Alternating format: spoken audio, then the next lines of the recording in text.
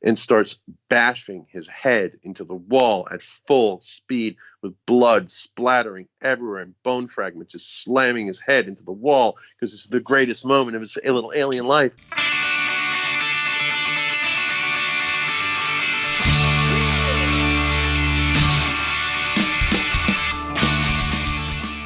Welcome, everyone, to This Was the Scene, the podcast that takes a look back at the late 90s, early 2000 punk scene. I am your host, Mike Doyle. Latex Generation is a New York, USA punk rock band formed in the early 90s. The name was inspired by a news report heard on the radio by bassist Tommy Rockstar that spoke of the current generation of teens and the threat of STDs, especially the AIDS epidemic. The band of young high schoolers, at the time, agreed to the name Latex Generation instead of Dead Cat Lickers. Yes, that is correct. They are also referred to as L8XG or just LG. They went on to release 2 full-length CDs, 3 7-inch records, a number of compilation album contributions, and toured around the world. I don't know how many times that my band played with Latex Generation, but our connection to Tommy Rockstar, was that he did, I think, all of our merch. I'll have to ask Sean Lanemeyer about that. And he's got so many amazing stories, and he's a great storyteller. It's probably because he has his own radio show, and he knows how to speak well. But this is definitely worth the listen, especially at the end when he starts talking about Alien and the story about Warped Tour, and then the story about him dropping his sticks, which I've mentioned in multiple episodes. And I finally get from the horse's mouth the actual story that happened and what led up to that happening, which is fucking amazing. So just, yeah, you'll be really happy that you stayed through this entire episode. I reached out to Tommy during Christmas, and he was a little busy, but I finally got some time to get him on the Skype, and this is what we talked about. The difficulties of working for yourself. This is basically where me and him go on a rant about being freelance, well, me being a freelancer, but him having his own business. And we kind of go off on a tangent a little bit in the beginning, but just, stick with it. How he started screen printing, his Guns N' Roses documentary, the Peawack in Long Island, their logo, Motherbox Records, One Foot Records, going on their first tour, the band Tilt, the Tijuana story, the Alien story, which you don't want to fucking miss, and a ton more. You can check them out at latexgeneration.com. They still have a website up. It's got a list of all their releases and information and all that fun stuff. Typically, at this point, I'll do who's sponsoring the podcast, or I'll just talk about my businesses. But today I want to talk about something that I actually need help with. Next Friday, I have to go get a colonoscopy due to blood being found in a test I recently did at a doctor's office, which is kind of graphic, but I'm a pretty open person, so that actually happened. My dad died of colon cancer at the age of 62 in 2013 because he didn't get a colonoscopy. Now, this means that it's in my family history, which means that I'm at high risk of getting colon cancer in my lifetime. So typically you have to get a colonoscopy, or you should get a colonoscopy at the age of 50. But since my dad died of it, that means that at 40 years old is the time you should start getting it. I think even people below 40 should probably get it. But the fact that there was a test done, there was blood, the doctor recommended this, means that I have to go fucking get this test, which is fine. But the only issue is that I'm a 40-year-old dude who does not have health insurance because I do work for myself, and which is, has its ups and downs financially, and health insurance is quite expensive. So I don't have the ability to pay for it with insurance, and the procedure costs $1,250. So I'm looking to raise money by selling merch, not for asking for donations, because the whole GoFundMe thing, obviously it works, but I'd rather do a trade of value for, raising money. So I'll be selling merch on my website to help pay for this. All proceeds made from the shirts or the items that I'm going to put up there will be going to my procedure, which is $1,250 again.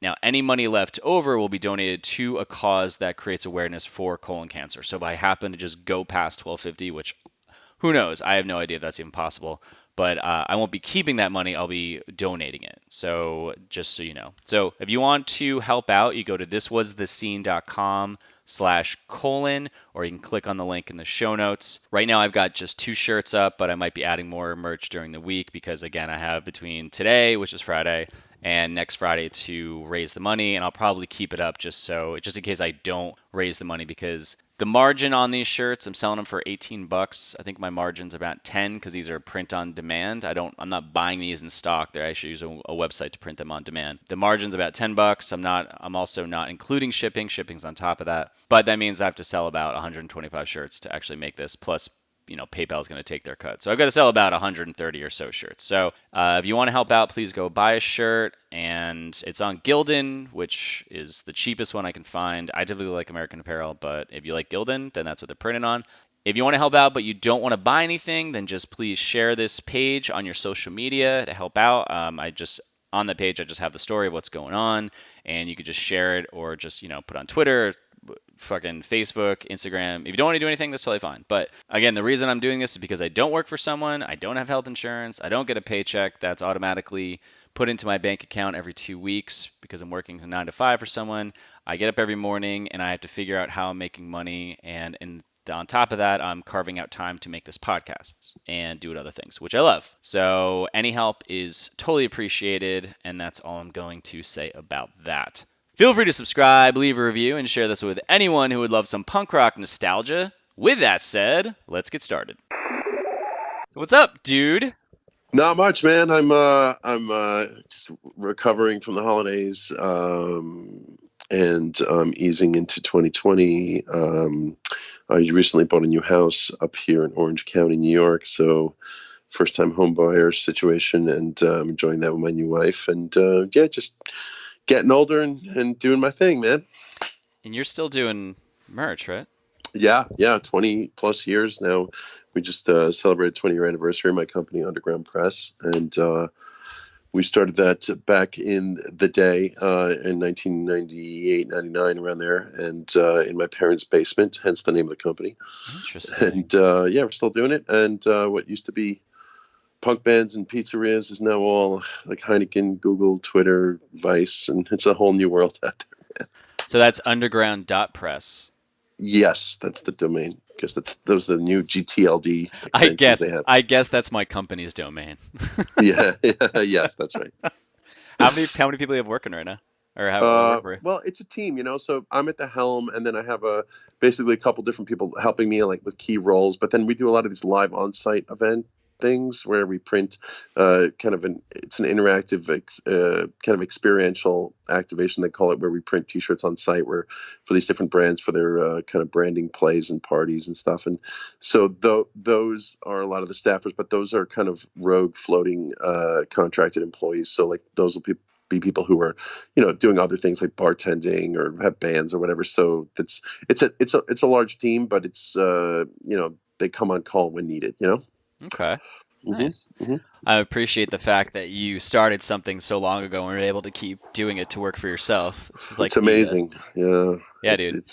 It's crazy. They say most of the American businesses, like 80% of them, fail within the first 5 years, and the fact that I've kept this going for 20 is insane. So I'm right there with you, boss. Yeah, I struggle. I was literally just talking to a buddy for an hour until about 10 seconds ago, or 2 minutes and 22 seconds ago.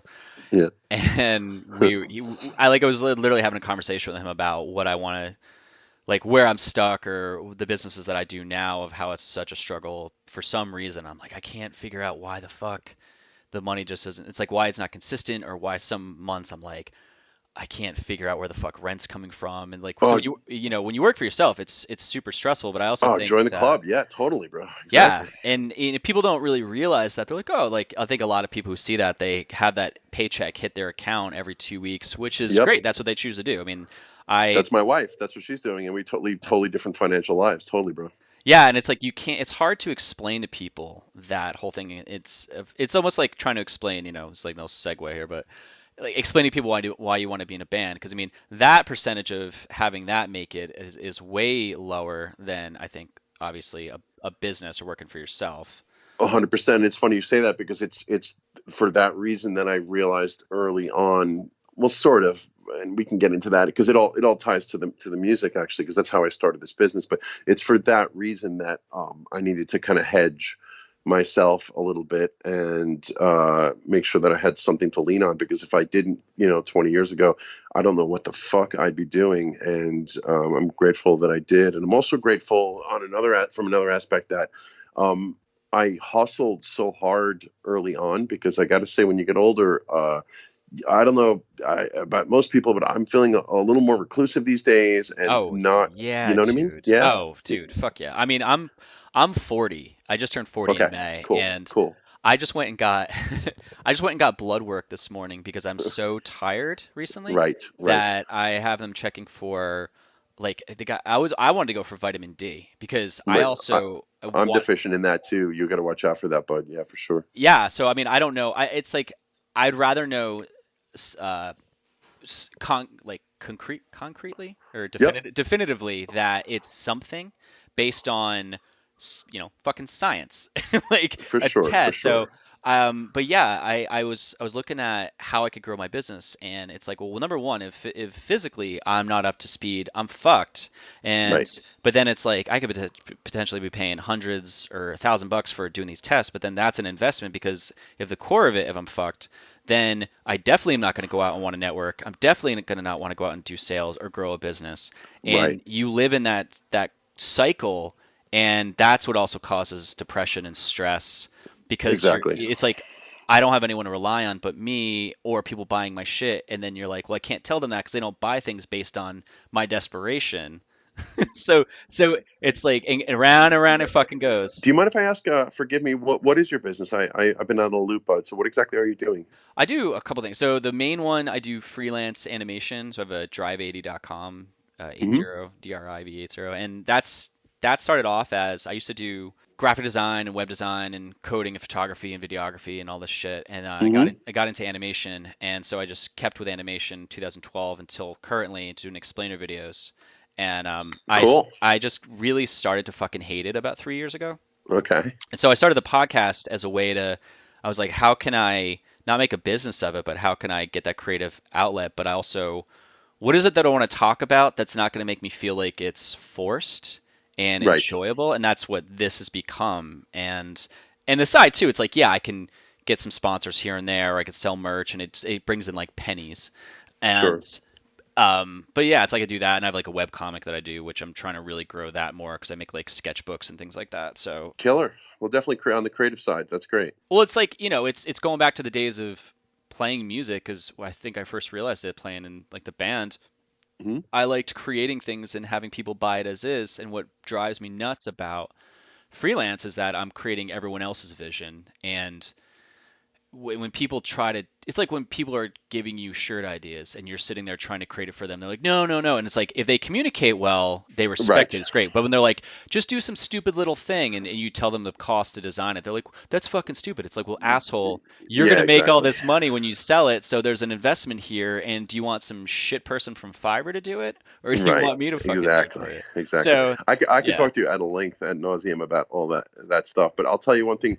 That's one of the reasons why I'm basically B2B and not B2C, meaning business to business, not business to consumer, Yep. because I told myself early on, like when I saw a lot of competitors getting into like fulfillment and retail channels, and even today, we'll talk about this later, but in my industry, the merch scene is so saturated right now Oh, with absolutely. the advent of the internet and just DTG technologies, which means direct to garment printing and all this stuff, that like there's like 1,000,000,001 places for you to go and like create your shitbag design and then just have have it slapped on a shirt through like just non-traditional methods of crap printing and just have it fulfilled and some like basically it all day long. People are getting pictures of their cat on their from their bar mitzvah on a shirt for 2 pieces. It's just, so I told myself like long ago that I didn't want to get involved in B2C, and I still like stand by that. And even just doing B2B is still a fair amount of headache.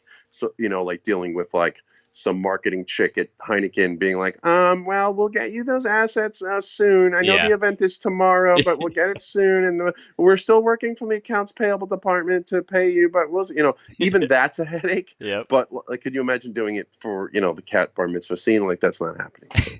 That's why I think that it's like I mentioned Fiverr. We're definitely going to talk about Latex Generation. Hmm. Hmm. Hmm. But the thing where I think there is a need or a way to scratch that itch for people is, yeah, you don't want to be getting a picture of someone's fucking cat, and Right. and they're and those clients are the worst. The worst. They're like they're gonna pay you nothing, and then you got to make X amount of screens or whatever you're gonna do to do Right. it. Right. So and like for me, I think that yes, the online fulfillment where it's one at a time or a Yeah. One couple. offs. Yeah. Yeah. Yeah. I think that stuff's great for validating an idea, and when there's a multitude of people buying, then you go to the printer, and because you'll get a bulk rate for Oh, yeah, less. exactly. So it's funny you say that. So I actually I think those things are great for those reasons, sure, if I'm in a nice mood. But for the real reason I think they're great is because they're a catch-all for garbage. Oh yeah, Meaning like it weeds out the crap away from us professional printers, wholesale volume printers, you know what I mean? So like yeah. if I get those kind of like dude, you gotta understand, I'm 20 years in the business. I know a million people. I'm like a scenester. I'm everywhere. So you can imagine what it's like going out to the bars and just having these like people come over and be like, I'm so happy to see you. Listen, I have this great I idea got for a this shirt. idea. Yeah. Exactly. Yep. And now, it started with I used to send them to Cafe Press, if you remember that shit, Yep. and then Zazzle, and now I'm just like, yeah, go out and do it. But then it just acts as a great buffer, I guess is the word I'm looking for, to separate. And another thing is like, we're supposed to be talking music and not business, but like that's why I try to keep generally high minimums, because the minimums keep the garbage out too. You know what I mean? Yeah, And I think it's a great way to say that. Like it's a net for the crap. right, right. And I hate to sound cynical, and I need to catch myself on that, but after 20 years of doing this stuff, I am a little cynical with some of it. So Oh, we're forgive me. salty as fuck, dude. Trust Yeah. me, I get it. Do you know the guy, the designer, Aaron Draplin? Have you ever seen him? No, I don't, but fill me in. He's great. He's like a rock star logo designer, and he's hilarious. And he has he has fun with it. And he's like that guy. Like he's on video, he's having a great time. I'm sure behind the scenes sometimes he's like, go fuck yourself, Yeah, Nike. exactly, Like I don't exactly. do this shit. Do you know who Matthew Inman is? Oh, dude, the oatmeal. Yeah, Oh, yeah, I was just, my buddy said to me before this interview, he goes, "What do you want to do? Who inspires you?" I brought up Johnny Cupcakes yeah, and Matthew, and I go, "These are the guys that I want to be like." They create their own shit and they put it out there and people buy it, and they're like, "Here's what's going on in my mind. Here's what it is. Buy it or not. Fuck off." yeah. That's why I bring him up, because like I love his attitude towards everything in Oh, the it's great. world, and you can hear it in my verbiage and stuff. He's just great. I've never met him, but I'm also a big fan of what he did out in Long Island with Wardenclyffe. I'm sure you're familiar with that, right? No, I'm not. Oh, well, so he rightfully so was a super fan, and still is a super fan of Nikolai Tesla. Yeah. And I don't remember the exact details. I'm not a historian, so bear with me if I sound like a dummy here. But I think that Tesla had an old science laboratory that he had out in eastern Long Island somewhere, and it was abandoned over the years and set to be demolished. And using the power of the internet and his awesomeness, basically kickstarted, fundraised, GoFundMe, whatever, cajillions of dollars to save it and restore it and turn it into a functional learning science center. And he's a fucking god for that. So that's great. Wait, Matthew Inman did this? Yes, he did. Get the fuck out of here. Yes, he did. And it's all the oatmeal. So, and then, it's just Wow. his charitable work, and you can read up on it and Google it, but it's fucking awesome. Well, I think the thing is that we're gonna go back and we're gonna go talk about Latex Generation again, but I think the thing that I love is that these people, the reason I love their stories is because they just went for it on their own, and that's what I just struggle to do every day. But it's because I think it started playing in a band because I wanted it so bad in the Yes. Lanemeyer days. I wanted it to work so bad, and sometimes you just have to kind of just tweak it a little bit and it could work, or it's like that direction's not going to work, but something within that realm that you're trying to make it work Will work and work. stick. Yeah, and it's a learning process, and that's exactly what it's been. Even within from the nucleus of the band itself, that's one thing. And then it's again how, getting back to the business and the merch, like it came from that. Because Uh-huh. if you really break it down for just someone listening, they don't understand. So we started like a punk band in the early 90s, well, maybe even late 80s. And from there, we had to DIY print our merch. And so that's how I started my merch printing skills. And so we were literally using, my dad's picture frames and my mom's silk curtains, fucking around in the kitchen trying to learn how to create stencils. So So great. basically, excuse me.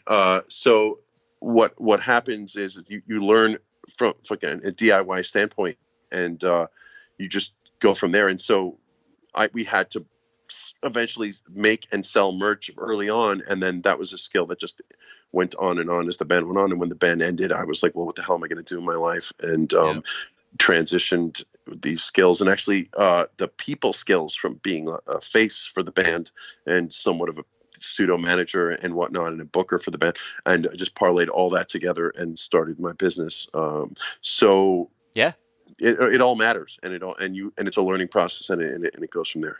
Yeah, I've said many times that the majority of people who actually went off and made money from being in bands, where there was like a less than a handful that actually did it with music, and then the majority of them went off and became producers, made merch, tour managers, and that's where they're like, oh, this is where I can survive in this, doing this. Exactly. There's a lot of people from the scene that still are very much active. There's guys like Randy Nichols, who was helping a lot of bands out, and is still working with Under Oath, and he was helping Weston out for a while. He's still working. Christian McKnight, I'm sure you know Christian. When you said, I mean, obviously Under Oath, I didn't realize. I remember Randy Nichols, right? I remember that name.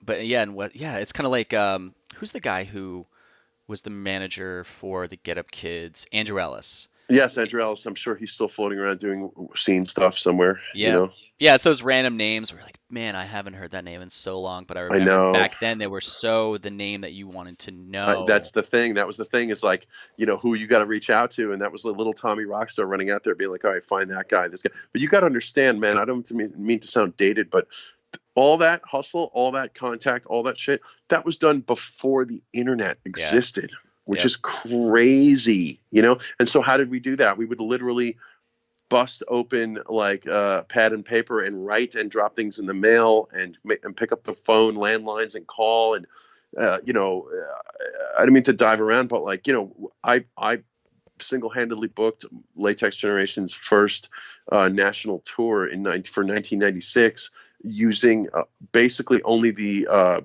once a year published or twice a year published annex from Maximum Rock and Roll called Book Your Own Life. Book Your Own fucking life, actually. You familiar with it? Oh, dude, that has probably come up every single episode. And you're gonna be like number 85. I just did one. It's launching this week, and everyone else has loved it. This guy, because he was booking for his label. He was like, it didn't work for me because that would be hall shows. He's like, I needed venues that were big venues. I was like, man, no one's ever said that. But it was when you want to book your own life. Right, exactly. Well, back in the day, depending on the size of your band, I mean, you take whatever you could, and especially in like Missoula, Montana, or whatever the fuck, So like, well, that was great. It was 100% great for that. It's almost like what we said earlier. When you're starting off as a band, you don't have that luxury to be playing Irving Plaza or Roseland. Right. But it's almost like this was like the Fiverr or the online print demand for people, where like they're like, hey, yeah, just go use Book Your Own Fucking Life and go play a hall show or a basement somewhere, and you're like, oh wait, there's an entry point. Yeah. Perfect. Yeah, exactly. Yeah. And it was a great help, and so using that, like, just archaic methods of just calling and writing, and I just thought about like I just can't believe what I did as a teenager as compared to now. Like, for starters, like, how did we logistically coordinate all that? Like, that's crazy. Like, okay, we'll do your VFW hall show in West Virginia on a Tuesday, and then 2 days later we'll be in Austin, Texas at a club show with this big band that's coming through. So yeah, put us on that, and then we'll make it to LA 5 days later. And I'm like 18 years old, 19 years old. That's insane. Yeah, but I think there's something to the fact of you having that vision, and you're so solidified in that people trusted it. Right. That they're like, well, they sound like they have their shit together, and then you and your end going, I don't really know. I mean, I'll have deals come through now, and in the back of my mind, I'm going, I don't know how the fuck I'm gonna do this, but in the front, I'm like, I know enough to figure it out. Yeah, leap of faith. I've done enough where it's like, sure, and in that sense, you're like, well, we've played local shows. I mean, it's the same thing, but just 3,000 away. Yeah, exactly. And we have to figure out how to make gas money. Oh, that's another thing. Yeah, exactly. We were just happy to get paid $20 each at the time when a gallon of gas cost 99 cents, and we were just happy to fill the tank up and stuff. And some days we couldn't even make that, and we'd freak out. And other days we'd make like $300-400 at some hall show, and we were stoked, and it would keep the tour going and stuff. So, but also things like, I don't know, safety. Like, now that I'm older, I'm more like paranoid about safety. For example, like, my fucking parents let us idiots in a used school bus that we bought from our high school for $100, painted green with a loft built into it, covered with stickers, travel through the entire country without any supervision, in ages ranging from like 17 to 19, drive around the country for 6 weeks with no cell phones, no internet, no safety, maybe AAA if we were lucky, A like phone card or the dialer thing. exactly the dialer, all that shit. That's just madness. You think I'd let my fictitious son do that shit now? Fuck no. Yeah. So I I don't don't know, know. man. I think I would if I had kids or if I was like even dating anybody where there was like leading to kids.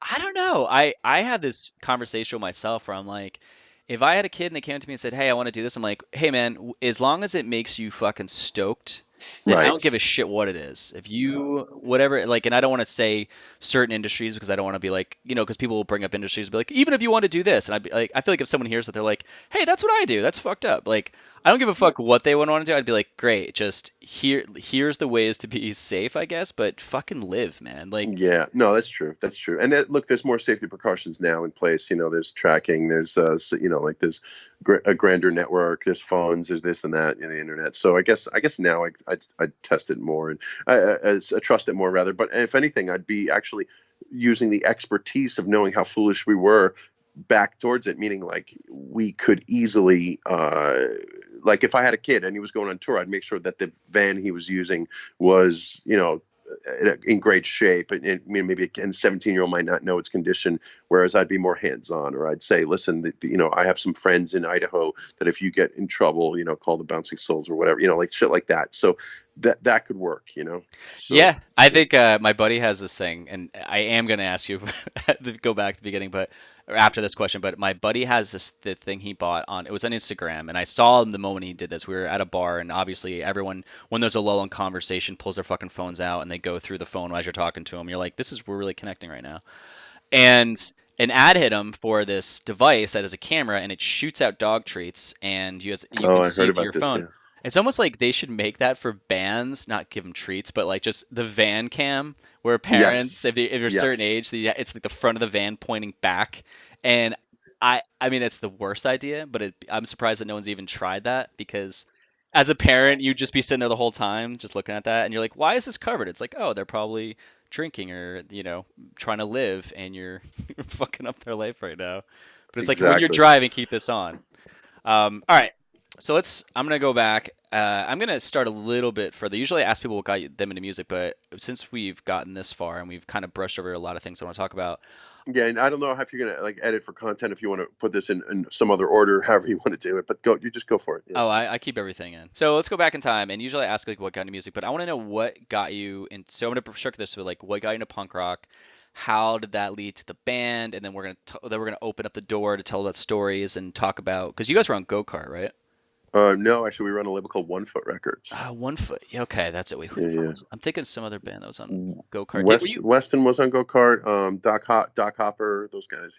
I think it was Doc Harper. I was thinking. All right, but I thought you had messaged me about like knowing Greg or something like that. I do know Greg though, but we're old Okay. friends. But yeah. All right. So what got you like?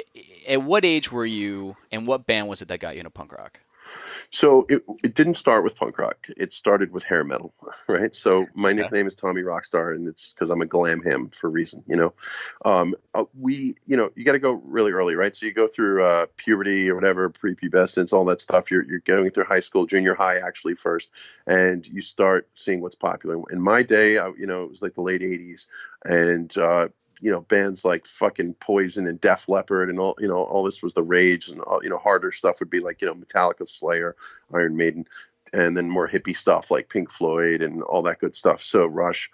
So I came out of that and still am a huge fan of all that stuff. And I was actually really, really big into Def Leppard. That was a huge thing. And I remember being like 13 years old and asking my parents if I can go to my very first concert in Nassau Coliseum to see Def Leppard. And they were like, absolutely not. You're too young. And I remember kicking and screaming, and they were like, no, no, no. So eventually I would go to catch my first concert, which was Poison with Tesla opening up. And it all just started from there. And since then, I've probably seen, I don't 3,000 concerts in my life. It's amazing. I'm a total show guy. But so from there, I actually worked up the ranks to what people know me for the most, is being one of the world's biggest Guns N' Roses fans. I'm a massive Guns N' Roses fan, and we can get into that later. It's the insanity of that. Interesting. But yeah. I don't know if you know this, but I'm the subject of an hopefully upcoming documentary about a personal quest that I went on to track down each of the original 5 members of Guns N' Roses before their big reunion in 2016, and kind of bring them together. And in the process, had each of them autograph my left arm, and then subsequently tattooed them in. And so I have completed a life quest where I have all of their autographs tattooed on my left arm. So Wait. yeah. You went and found all of them before the reunion show? Like, Yeah. and Axel, obviously. Yeah, which was one of the hardest. Yeah. But the absolute hardest was Izzy Stradlin, and Yep. so actually the name, yes, and you know all about that. So the name of the doc is called "Where's Izzy: One Fan's Quest for Rock's Most Reclusive Guitarist." So, Wait, you did this documentary yourself? well, no, actually, a film crew who made other movies like the Wavy Gravy movie and the Dixie Chicks documentary, they approached me after hearing about the lore that surrounded my fandom for the band, and then filmed me on my adventures trying to find them. And it's a pretty crazy story.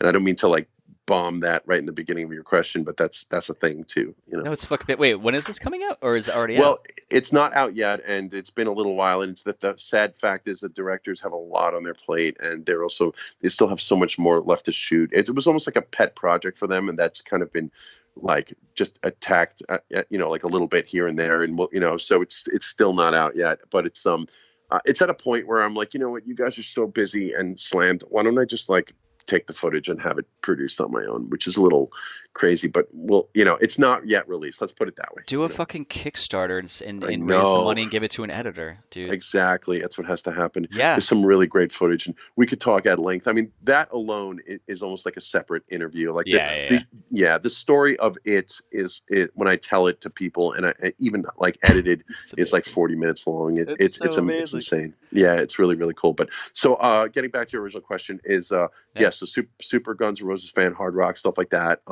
And then comes it all starts with friendship and actually family. So my first cousin is a guy otherwise known as Paulie Latex, who was the guitar player and then eventual singer of Latex Generation. And he is my first cousin, and his family grew up on the other side of town, where we grew up in Long Island, in a town called Albertson. So his mother and my mother are sisters, and they're European immigrants, and they came from communist persecution in the 60s and settled down here in New York. And so he is really one of my best friends and only friend as a child, so that's how the band really started. So we would just hang out as little cousins, and he started picking up the guitar, and he had a neighbor who he went to school with named Mike Hobbs, and Mike Hobbs took drum lessons from the same guy that Paul took guitar lessons from. And so together they started to kind of dick around at age 12 or whatever, 13, and hanging out with them, I would just stare at them dick around on their instruments. So they were like, well, why don't you learn how to play the bass, and we can maybe form a band. And so that's how that started, and I took lessons from that very same guy. That started didn't start Guns N' Roses. That started Guns N' Roses. Freudian slip. And so. Well, wait. Before this, then, yeah. had you started going to local shows? No, this is way before that. We're little kids. We're 12, 13 years old, Oh, wow. Okay. Damn. But the reason I bring that up is because it was my cousin who introduced me to things like, all right, hair metal's great, and we'd listen to Poison and all this stuff. But he's like, have you heard of things like the Ramones? And I'm like, what the hell are the Ramones? And he would play me cassettes of that, and I'd be like, wow, this is great. And then he'd be like, check out this band. They're called the Dead Milkmen. And I'm like, whoa, this is different, And then his older sister was into things like the Smiths and, the Cure and Depeche Mode. So hear a little of that stuff, Van Halen, all this stuff. U2 was just kind of like still like a smallish band as compared to what they are now. And so it's really the introduction of the Ramones that got us into punk rock. And they are forever one of my favorite bands of all time, and definitely my favorite punk band. And so now let's juxtapose that with the band. So now we are starting to realize that, we have like a basis of a band. And so we start rehearsing in Hobbs's basement, and we spend literally the next 2 years underground, not seeing like the light of day, no promotion, no nothing, just forming a band, learning our instruments, and just playing and playing and playing and goofing around. And then we, mostly covers and playing like, covers of stupid shit, Zeppelin and Poison and Guns N' Roses, just kind of goofing around. And then we're like, well, now we're 15 and we can start doing things, but we need a singer. And so we had tried out various singers through high school, just kind of like different jocks and long hairs, and it just never worked out. And then what was the criteria though for the singer? What did you want? Just be able to sing and be able to hang with us, and that's it. Dance like Axl. Yeah, you just literally hold a note and be cool, and we actually would have a hard time finding that. So one day we were hanging out over on Willis Avenue, which is a main thoroughway there in Albertson, Wilson Park, and I ran into a kid who goes by the name Joe Latex. Joe was a friend of friends, and I met him in the street, and we started hanging out and told him we had a band, and he was in another band called Old Mortar Parkway, which is kind of a joke, band that he was kind of doing. And we invited him to come over, and he came into the Hobbs's basement, and we did a cover of Blitzkrieg Bop, and he sounded great, and we were like, wow, this is what it could be like to be a band, and that's what started the band. So that was at this point Tommy Rockstar, Joe Latex, Paulie Latex, and Mike Hobbs on drums, and that's the start of Latex Generation. Did you guys kind of have similar moves like the Ramones when you were playing, or did you have your own style? Yeah, I mean, we all. It was a little bit of a clusterfuck. Joe was in this weird phase where he was just dressing like in an alternative kind of way, where he, kind of like grunge alternative, or like the bandana around the mic and no, it was less glammy than you would think. It was more underground, kind of. Paulie was big into like John Frusciante from the Chili Peppers, you know what I mean? Hobbs is kind of like, he was kind of more like frat boy kind of vibe. He just kind of shorts and t-shirt. I was more the glam ham. I'd wear like I remember our first show we ever did was at a high school battle of the bands, and I wore like just crazy like lip service tights and a fishnet shirt and a leather jacket and a cowboy hat. It was just ridiculous. And that's, I gotta say, this was actually one of the biggest downfalls of Latex Generation all the way to its end, which was that we had a hard time finding our identity. And I think that's when I say like a detriment, in the sense that one, we lost a lot of time in the beginning figuring that out. Two, it made us jokers in the scene because we were not labeled as a hardcore band or a straight punk band or a funk band or glam band. We were just like this whatever the hell we are type thing, and that didn't help in maybe not even from a conformity standpoint. That was good, but it was bad because like we wouldn't fit on like a Silent Majority show or Neglect or Mind Over Matter. Those kids who are all my friends now would all be like, what the fuck are these guys, like they don't fit at all. And so that didn't help. Was that because of your sound or because of your look? Both, all. And maybe our personalities, if you want to throw that in there, like all three of us, all three things would be like, they sound like this in the beginning. Like, you got to understand, man, we're just like developmentally slow in terms of making demos. And like, we'd have a song that would be like, rah, rah, rah, dark, hard punk. And then the next song would be like a funky jam, like Chili Peppers thing. And it was just ridiculous. Yeah. Our earliest demos were like a cross between punk, pop, funk, but we're not the only ones. Like, if you listen to the Bouncing Souls for a 7-inch, like they sounded like a cross between the Red Hot Chili Peppers, Jane's Addiction, and who could I say? I don't know. Like, you know what I mean? It was just kind of like a weird funk thing that they were doing, and so they took some time to evolve. And so evolution's a big part of music. It seems like 311 was the only band that actually went in that direction and kind of, well, not the only band. That's a stupid way to put that, but they were like a band that kind of did that funk thing, but like made like it happen. Fishbone, for example. Fishbone, yeah. Well, they introduced ska and right as well. Well, you see, okay, so now I'm going to take a further step back. So you got to understand what the hell is going on.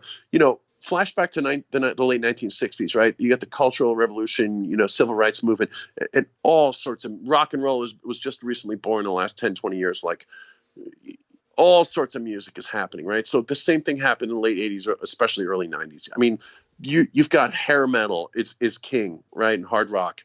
Then you've got like the whole grunge thing happening with Nirvana and all that, Yeah. And then you've got like the new wave scene is still making its way through everything. And then there's like true underground punk. You got Fugazi and Minor Threat and Black Flag. You think about like the mecca of music in the world in that period. So now put that into the mind of a young, impressionable kid. And it's like someone just let you into a candy store and you're like, I want some of this and I want some of that. You know what I mean? And that's what happened with us. It's just we loved it all.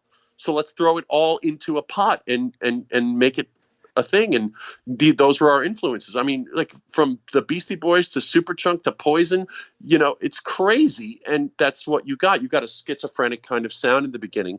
And it, as kids, we're like, that works, whatever. We're doing our own thing. It's us. But in the end, like now that I know what works and what doesn't, like that was a big problem Well, and mistake. I have a theory about that. So, Mm-hmm. the one thing I've noticed when anything is super niche down, it has the most success. Like, Correct. That's what I'm saying. Correct. right.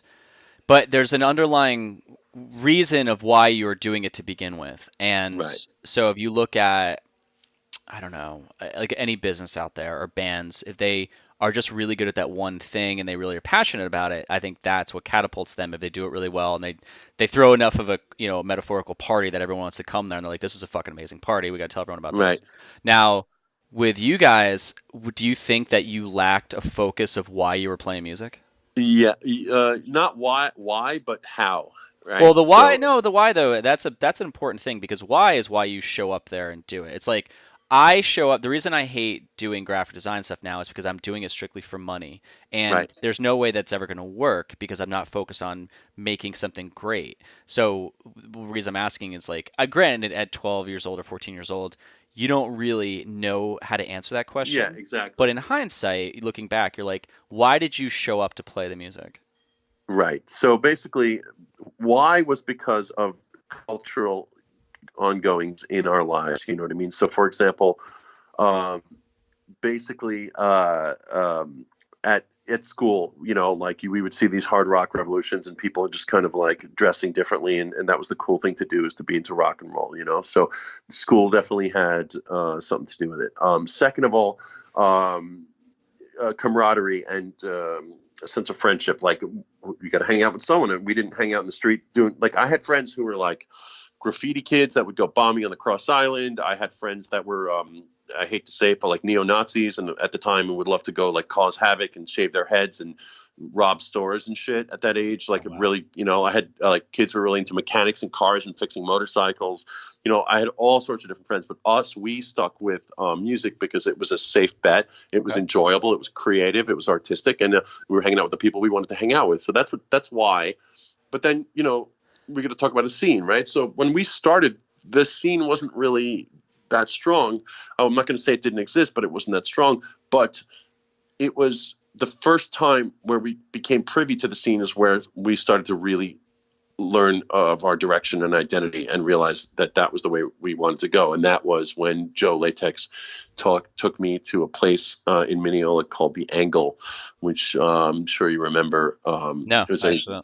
Okay, so the Angle is a very important cultural touchstone in Long Island punk rock history, along with things like the Peawack, which I'm sure you know the Peawack is, right? No, I don't. Oh man, You're all right, like, cool. we're like 20 minutes later. You're like, this one. I'm like, God, I don't know what that is. And you're like, why are you running this podcast? Oh no, it's okay, it's okay. So I'm losing points. No problem. No, it's quite all right. So it's good. I can explain it. So in Mineola, New York, was a old dance club called The Angle, which was just like a little hole in the wall club off Jericho Turnpike and Mineola Boulevard, where in the late 80s, early 90s, someone had bought it and just kind of made it like a DJ dance night. But because this Long Island punk scene was swelling, people would go there and dance like kind of on a goth tip. You'd dance to like Nine Inch Nails and Front 242 and all that shit. Yeah. And that was the place to hang out. And it's actually where Paulie Latex eventually met his wife, who they've been together for like 25 years. They met there. So was it kind of like the Limelight? Yes, of like in a mini like Long Island slice right there. You know Okay. what I mean? Yeah. Exactly. So there they started to do independent shows, and I think it was guys like Artie Philly, who later changed his name to Artie White. He started doing shows there. Even Christian McKnight early on would start doing shows there. And so one of the first shows that happened was the Bouncing Souls played there, and it was I believe, their first show ever in Long Island. And Joe Latex took me to go see this underground band called the Bouncing Souls, and they had just been a band for like a couple of years at this point, and they looked very different from what they do now. Greg, the singer of the band, had a huge shaved head and a huge Hare Krishna went down to his ass, and then Brian from the Souls had big Liberty spikes and covered in tats, and we were like, this is the coolest fucking thing ever, the underground music, holy shit. And that, seeing them, gave us an understanding of like sense of purpose in the scene, and that there was a scene, and we saw them like selling their t-shirts and CDs out of a box on stage, and we're like, we need to do that. And fuck this Poison funky bullshit, and there's a scene and we belong in it. And we started to go to shows there, and other bands would play there, like Avail and Neglect and Silent Majority and Garden Variety, and even I think just tons of bands would play there. And then that scene started to get bigger and bigger. And out in Lindenhurst, another thing was happening where they played, where the kids got together and took over this nonprofit hall called the Peawack, which stands for the People with AIDS Coalition, because you have to understand, at the time, AIDS was a major, major issue, which incidentally is how our band got its name, because Latex Generation is a reference to the AIDS crisis of the early 90s. Yeah, right. Interesting. Right. So PWAC, I forget exactly who ran it, but again, Christian McKnight comes into play, a couple other promoters, and they started doing shows there, and that's a much bigger hall, where the Angle held a max capacity of maybe 100 people or so, 150. This place would hold, I don't know, hundreds of 500, 600 people, and that's where that was the big Long Island place to play. And you had bands like Fugazi play there, Avail, Bouncing Souls, Weston, Silent Majority, all those bands would play there. But again, that's where I was saying earlier in the interview that we fit and played a lot of those shows, and people showed us respect, but a lot of behind the scenes, I don't think we got a lot of it. And we realized that we were kind of being shunned by that hardcore scene. So we decided to look west. And by that, I mean, we started to play in the city. And I remember our first show in the city was at CBGB's at like a really early age. And we were so young there that our parents had to drive us there to play. And when they told us that our slot got pushed back to 2 a.m. on a Tuesday, that my parents, the drummer's dad, who was a cop, was like, no, you're not hanging out in the Bowery, and we're driving you home. And we never actually ended up playing there. It was really funny. Oh my God. Yeah. And then other places like the Wetlands, which was a great club, that isn't there anymore. And I met one of my dearest friends in life, Jake Zofnorowski, otherwise known as Rock Soft Jake, who still does a lot of shows in the city. He would book there, and that was a great contact, and we're best friends to this day.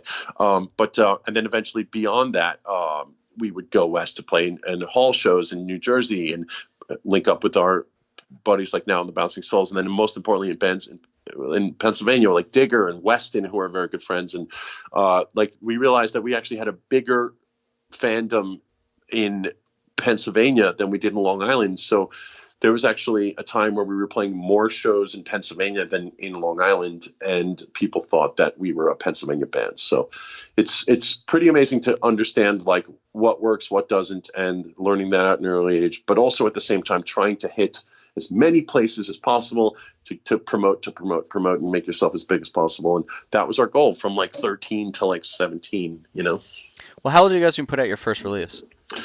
Geez, we were still in high school. I'm going to say we put out not excluding a cassette. Excluding a cassette demo. Our first release was a 7-inch that we self-released.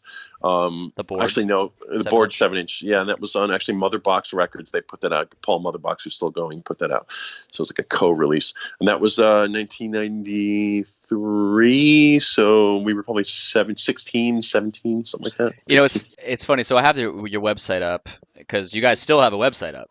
And Yeah, well, that's an older site, but the Wikipedia is probably a little more up to date. But yeah, yeah, but the website, just the fact that it's up, it's just amazing to me. Like it's like you guys, Adam and his package. Like it's rare that I actually talk to bands from that long ago. Well, I mean, Adam's package was in the 2000s, but who still right. have a fucking site up. But so it's good. It's helpful for me because I get to go through this. But I remember now being a graphic designer for so long, I'm looking at the font, the Latex Generation font on board, Yeah, that's the and old style. Yeah. I'm trying to figure out what it is because I've seen it so many times. And typically that's a font that it's not like papyrus, but you know those fonts out there that you just never Yeah. Yes. use. Right. Right. From a Right. Right. designer standpoint, it kind of goes back to my learning about branding, and I'm kind of this makes sense to me, but that logo is so definitive of every time I saw that, I even from a distance I knew it was you guys. Yeah, so that's all Joe, and that's something I learned too in that same way. Is that Joe kind of was insistent on keeping this design style throughout all the 7 inches. And actually, in the beginning, I would fight him on that, being like, we need to change it up each time. But he's like, no, keep it Yeah. consistent, and we actually get recognized. The only time, and he was right, and the only time that changed was when we did our second full length, which is called Boys Rock. But that was at a Yeah. time where we were going for a whole rebranding of the band, so that's a whole different story. But that's the only time. Yeah. And I do remember the Boys Rock because I remember that the icon on it, like the brown bag Yes. Yes. cover, and you that yeah, I remember that when that came. That was like the second to last. I'm not gonna jump too far ahead, but That's okay. that's your second to last release because That was the Columbia. Yeah. Well, I mean, it was our last formal release as an LP.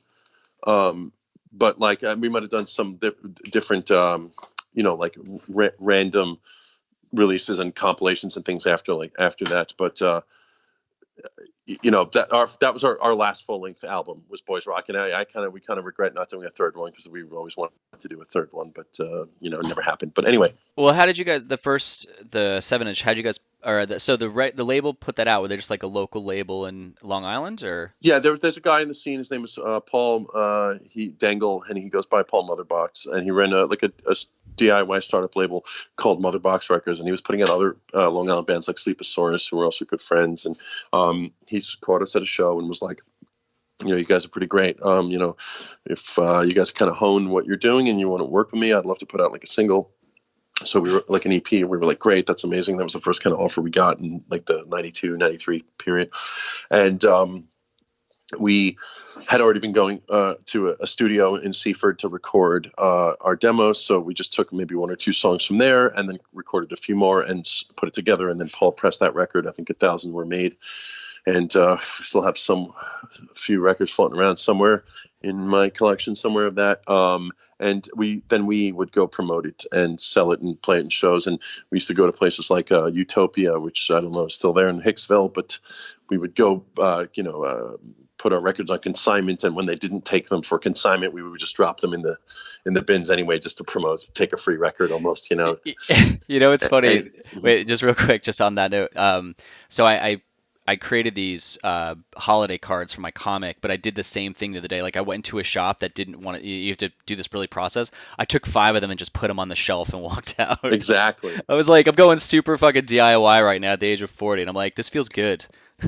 Yes. Sometimes you have to do shit like that. It's not a problem. Well, real quick too, and yeah. I remembered hearing Motherbox. That name sounded really familiar, and I'm just like on the Discogs page. And just for people listening, I mean, he put out like a 7-inch with the Bull Weevils. Heft was on this, or he put Heft CD out. He had fucking, and I'm not gonna stand this, but I just want to just put these out. Kill Your Idols was on it. Yep. Fucking. Then you guys were in '93, and this Violent Society, but this last one, Trip Face, because Trip Face was this hardcore band that I actually saw at the Wetlands with Weston. And years ago, I was at a bar with my buddy, like trying to figure this name out. And some guy was like, "Oh, Trip Face." It was the bassist, I think, from Glassjar was in it. It's totally random. It doesn't make any sense. I had to get that off my brain. But that name was just so weird. It was on Motherbox, but he put out a shit ton of stuff up until like 2009. Yeah, right. Yeah, he's kind of chilled out a little bit in the last 10 years, but like, damn, he was prolific, and he's a scene star. And you go to his house, tons and tons and tons of records, and probably losing money on all of it. And that's what makes up the scene, and that's fucking awesome. And we need more guys like that. There's another guy like that in Pennsylvania named Frank Foe, and he's like carbon copy equivalent of Paul Motherbox in Long Island. I think they might even be friends because Paul used to go to college in Pennsylvania. So like there's guys like that all over the country who just supported bands like ours, and we're totally indebted to them. We're still, friends and we're acquaintances, through social media, but we're great. I want to say it out loud right now. Like if it wasn't for dudes like that supporting the scene wouldn't have existed. So big props to them, Yeah, I mean, I was talking to, so I have an interview coming up where I'm going to record it next week, and he had a theory. He was like, when the internet came around, he's like, I think that helped dilute the thing that we had because it's like talking to you about you had to learn all these things. Like you guys had to learn how to be a band, like how to get on shows, how to book tours, printing, you learning how to print Yep. shirts, you're getting Yep. just frames and stuff. So all that gets your hands in it, and it makes it real because it's tangible. And I think the digital aspect of it, sure, it gets you a lot more eyes, but I think if you have a million people looking at one song, they didn't earn their way to hear that song. It was just thrown in front of Exactly. them. It was when it Exactly. was given to them by somebody. There was that referral basis. Exactly. And I think that's why it was stronger back then. Absolutely. It was more earnest that way and kind of hands on. And that's the way it started. And that's how that first record came out. And then from there, is our buddy Christian McKnight offered to put out our second single, 7-inch, which was called I Killed the President. I Killed the President. That would be great nowadays. Yeah, I know. It's crazy, right? Fuck me, I'm a rock star, Delivery Boy, and number 3, I Killed the President. Yeah, which is actually probably I'd consider one of our best songs. And it's this kind of weird power pop ballad thing. And but that song was actually written because Paulie Latex, who is now going to school at UMass at Amherst, was surrounded in like this kind of Massachusetts centric world and their crazy love for JFK, and so that song references JFK, not any living president. Yeah, and so it was kind of like a punk rock angle towards his views on all that. And he had wrote other songs like Daddy Was a Communist, which later would come out on our first album, which is referencing to like all communist persecution and all this stuff. And so like he was kind of out there as a songwriter, but we loved it, and it gave us something to just go with, and kind of an attitude and an angle. So that's what kind of gave us our little kind of, I don't know, the description as a band and as at an angle where we wanted to be kind of punk, and that's what gives us this identity. I guess that's what I'm trying to say. You guys would sing that, and you'd break into this funk dance breakdown. Yeah, I mean, early on we said that we were coming out of those ashes and trying to shed that, so that's where the songs became faster and punkier, and it just went from there. You know what I mean? So that now we're in the mid 90s, and then we start to realize that like we might be able to put together enough material for a full length, and at the time, now the punk scene is kind of swelling around the country. You got to think of what's going on. So Nirvana had its big break in early like 1991, and it carried through 93, 94 until eventually he died, Kurt Cobain. And then all of a sudden now 93, 94, you've got Green Day, right? And Green Day makes a huge impact on the world, especially American punk. And, coming out of Op Ivy and all that, people are like, this is what, we need this post grunge, at least at the time. And then, so people were kind of listening to that. So I remember hanging out with the Green Day dudes like right before they broke and stuff, and just being like enamored with what they had going on. They were touring with Pansy Division, and we were trying to get on that tour and stuff. And like they just took off, and it was just, we couldn't harness it. But like that was a big thing. And so now bands like Rancid are coming out, and the Souls, and fucking Offspring and all this shit. So now it's just the underground punk scene is becoming out of the underground and in the top 40 almost, Yeah. So now's the time to like fucking push. So all these labels start coming out of nowhere, and one of them was a small label called 1 Foot Records, but a real label, and it was fronted by a guy named Rick Hyman, who was the son of a record industry magnate who owned a label called Naxos, Naxos, and that was a major classical music distributor, multi-million-dollar record company. And so his son Rick came to America. They're based in New Zealand, and he came to America to study and started his own imprint label called 1 Foot Records. And there he would go around trying to sign all these bands, one of which was Horace Pinker. Yep.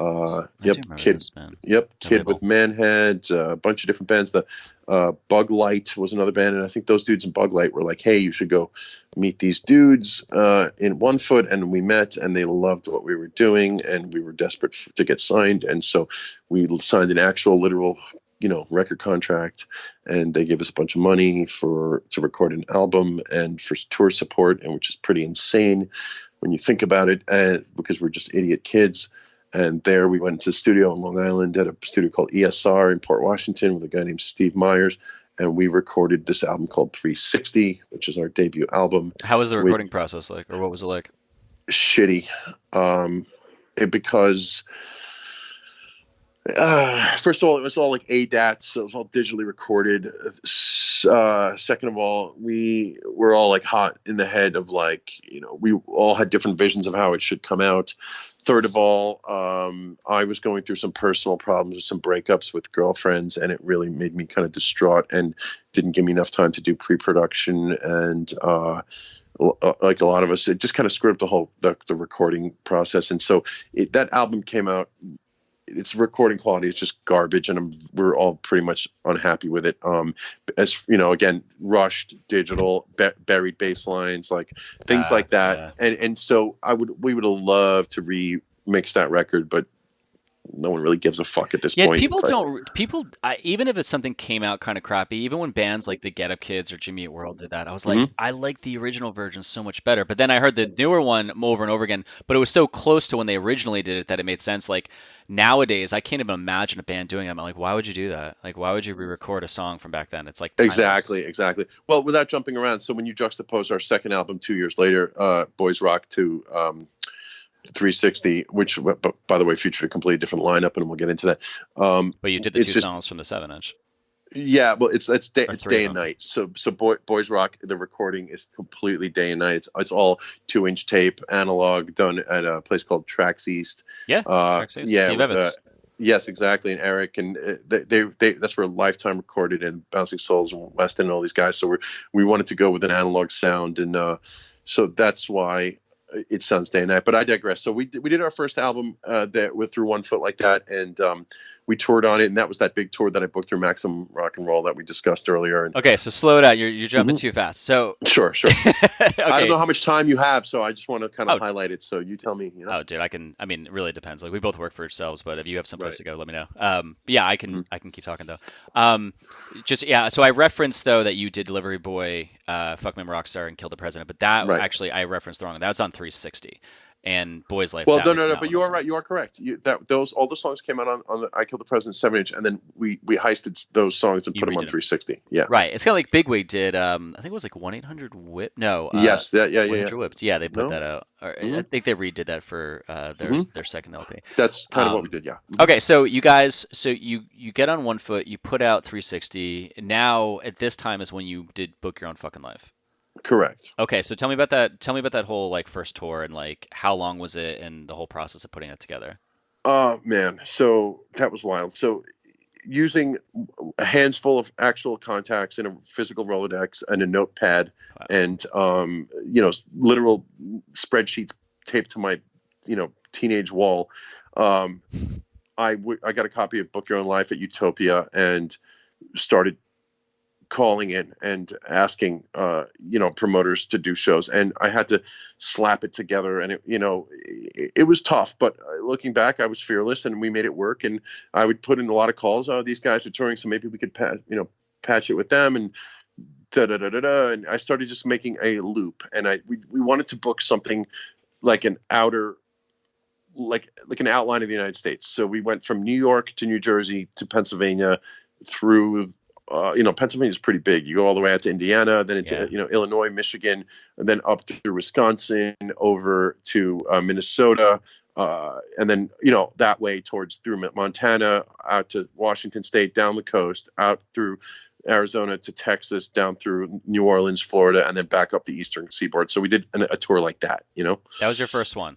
Yes. Well, we had done a little circuit tours before that, like down to North Carolina, or out to Indiana a little bit, but that was our first national tour. Yeah. Jesus. How long did that go? Did you go for? That went 6 weeks, and it was crazy. So just really quick, like the first show we played in Philadelphia, we played in some like back ass club with the band called Pistol Whipped or some shit like that. We played at 40 people, 20 people, or whatever.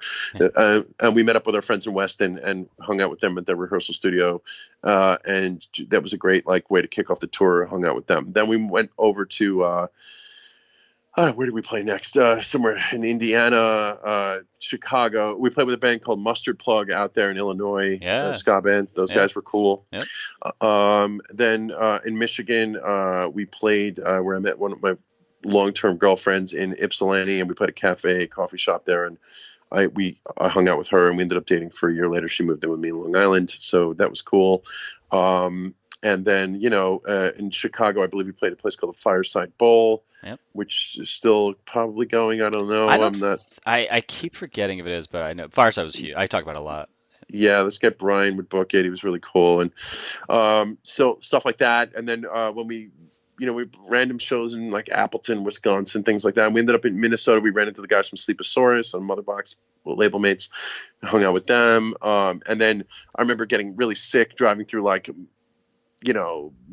Montana and those areas, and it was just things like that. But the funniest part was like we would never make enough money, and so at $20 could only last so many tanks of gas, and we had saved some money, and it was really funny. We had our drummer Mike, who was kind of resentful of going on tour because he wanted to take the summer off to work to save money for college where he was going to, and was always kind of money conscious and was like, oh no, how are we going to do this? And Tom, you booked this whole tour, but it's kind of shit, man. It's falling apart. What are we going to do? And he would just kind of get more and more stressed. And Joe and I were kind of more hopeful, and we were like, don't worry, it'll be fine. And I remember once going to, we were playing in a show at this stretch in South Dakota. And as you can imagine, any show in South Dakota is going to be shit. Because it's South Dakota. Yeah. And I remember our drummer being like, listen, if this show isn't breakthrough, like I have no choice but to fly home, like fuck this. And we were like really at odds already, like 2 weeks into the tour. And I remember pulling up to this like whatever VFW hall in South Dakota, and the promoter greets us, and he's like, all right, cool. Well, we have 2 metal bands coming on, and then you guys are going to headline. And we were like, what the fuck? And everyone's just like dismayed, and it's just not going to work. And the first band goes on, and it's all like, kill your mother, eat your father, and all this shit.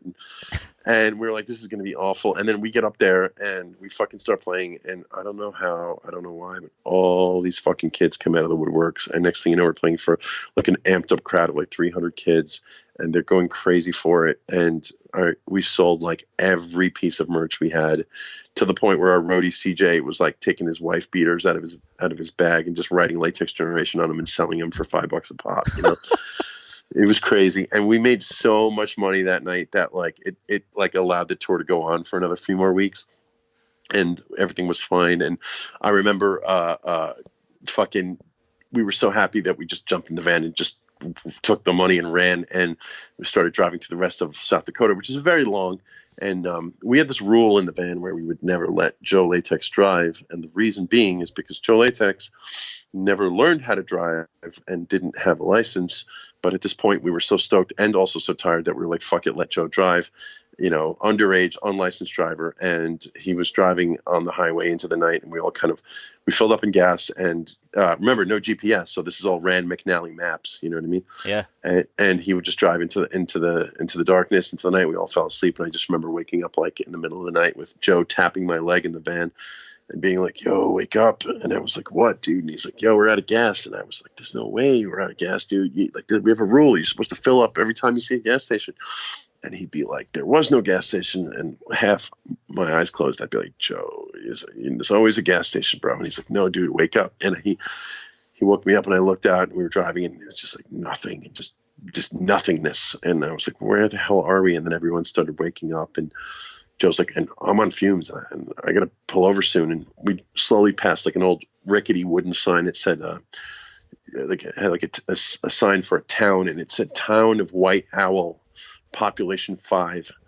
And we drove past it, and Joe's like, I got to turn down this road, and we have no choice. And we did, and we pulled in, and the van stalled, and it stalled at the end of the road. And at the end of the road was like a little like structure, and it said White Owl General Store, Post Office, and gas station.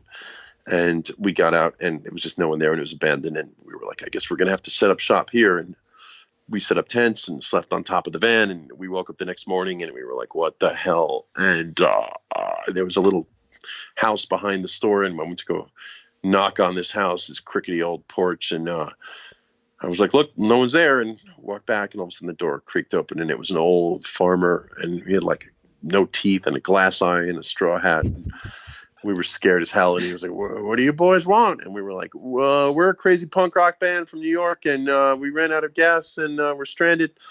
And the guy's like, oh, well, I'd open up the gas station for you, but the person who runs it went to town, and they won't be back for about 8 hours. So we were like, oh, no. And he's like, I reckon we can siphon some gas from a tractor for you. And he took out a hose, and he sucked out his tractor gas and siphoned it into our school bus. And he got us started, and we were able to drive on to the next town. And that's kind of what this tour was like, man. It was crazy. Wait, were you on track to get to the next show? Because I was just expecting you woke up and you guys were in Canada.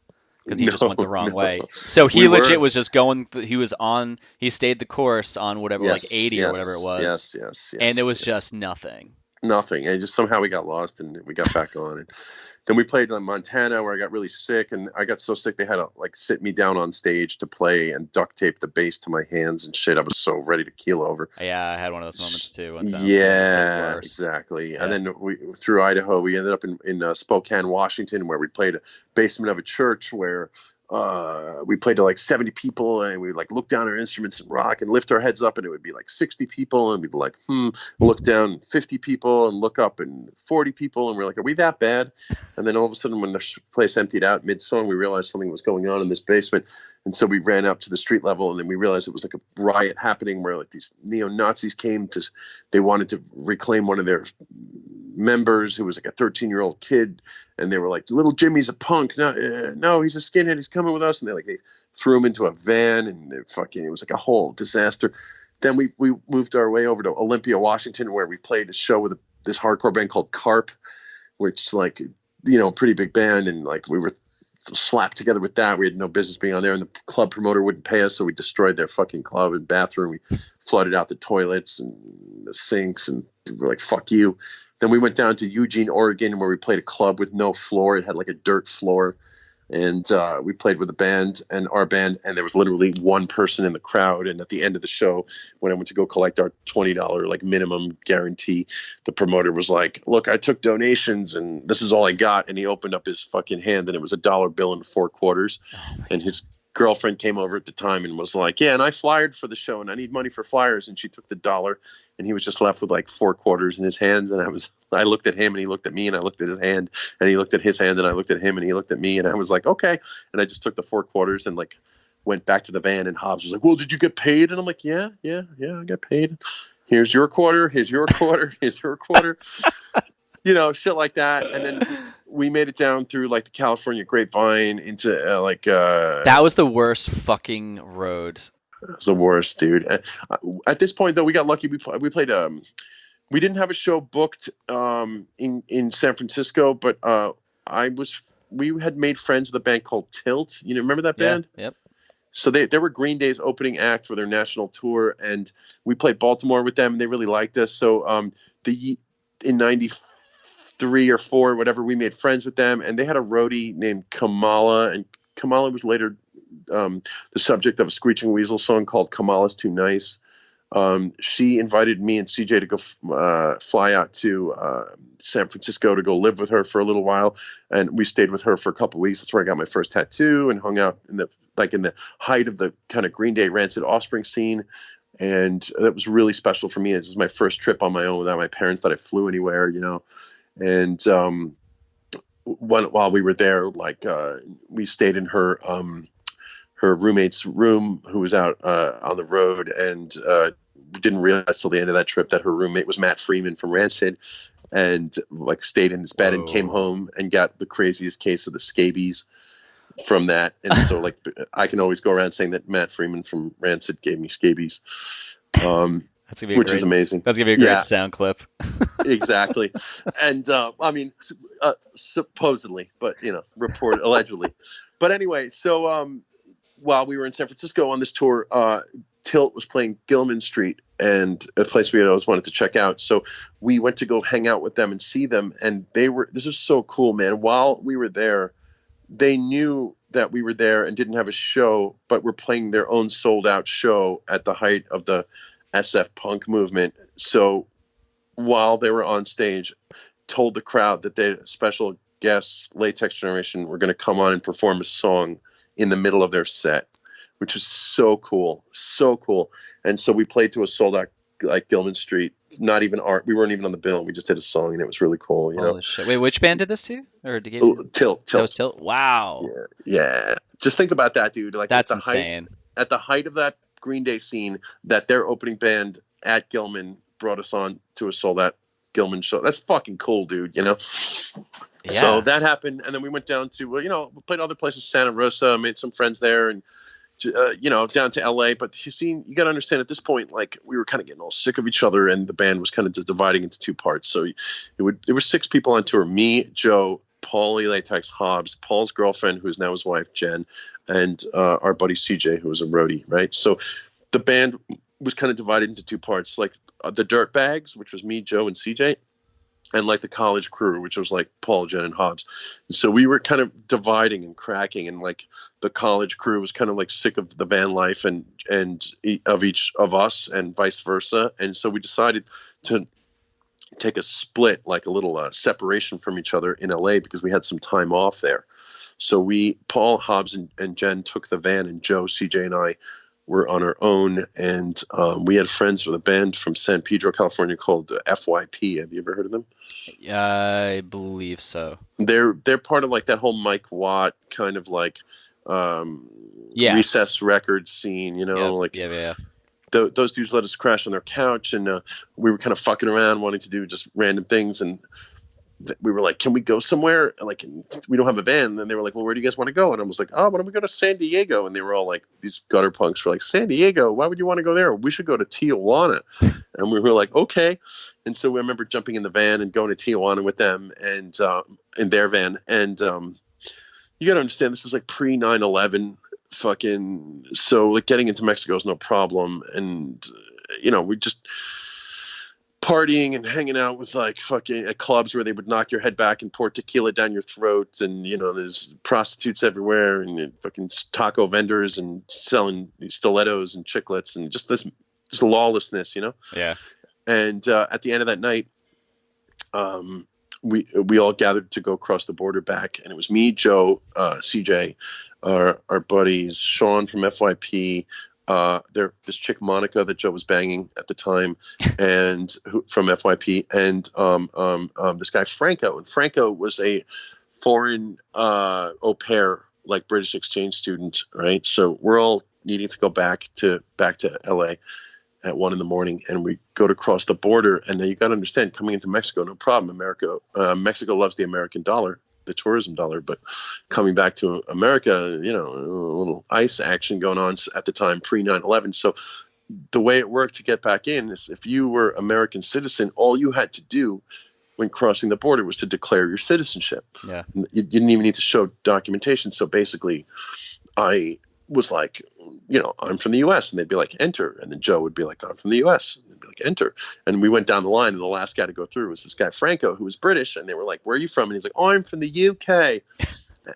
And they were like, that's great. Show us your passport. And he's like, I ain't got no passport. And they were like, that's great. You can't come back into the United States. Oh, God. And we were like, oh, no. And then I started like trying to Jedi mind trick the ICE officers and be like, listen, he's with us. And, you don't understand. He's been with us all night. He lives in the United States. And they were like, you don't understand. If he doesn't have a passport, he ain't coming back. And we were like, oh, no. And so we were stranded, and we didn't know what to do. So we left Franco and our buddy CJ, the roadie, in a like a Tijuana ICE detention center, while we got in the van and drove back to LA, which is like a 3-hour drive. Yeah, that's a drive. Yeah, and next thing you know, it's 4 a.m, and all of a sudden, everyone in the party was like, "Oh, I'm tired. I'm gonna go to bed." They're like, "No, fuck you! Like your friend and my roadie are stuck at the border." And they're like, "Oh, we'll figure it out tomorrow. It's cool." And everyone left, and it was just me and the drummer from FYP. And I was like, "Dude," and he's like, "Don't worry." So we asked to get dropped off at their FYP's bass player's house, Jed, and he climbed up the trellis, broke into Jed's house, stole the keys to his girlfriend's rental car, and stole a car, and then now me and Sean are driving around LA, and the goal is to go to Franco's fucking au pair's residence, to break into their mansion, which is located in Beverly Hills, to fucking find his passport and drive it back to him. So now it's like 4:30 in the morning, and we're driving around a stolen car in Beverly Hills, and fucking don't know what the address is, and there's no GPS, no internet, no nothing. And Sean's like, "I think it's here. I was here once. I think it's this one." And then we get there, and it's like a huge 10-foot like brick wall, and he's got to scale the wall, and he breaks into this mansion. And I'm waiting in the car like a hot car, being like, "Oh my god, we're gonna get fucking so arrested." And he comes back like 15 minutes later, and he's like, "I got it." And it was like, "Holy shit, dude!" And then him and I at like 5 a.m. start driving back down to Tijuana, just to fucking present this fucking passport to just to let these guys out. And we get there, it's like 9 a.m, and they're all like groggy, and the ICE agent sees the passport and it's like, "All right, you can leave." And we were like, ah. And then we have to drive back to fucking LA, right, to fucking bring him back and just pass the fuck out. And then meanwhile, Joe Latex is waking up and he's like, "Oh, let's keep moving." And we're like, "Fuck you." Like it was just a disaster. Oh And so, my fucking God. isn't that crazy? True That's story. that's insane. Yeah, bro. Yeah.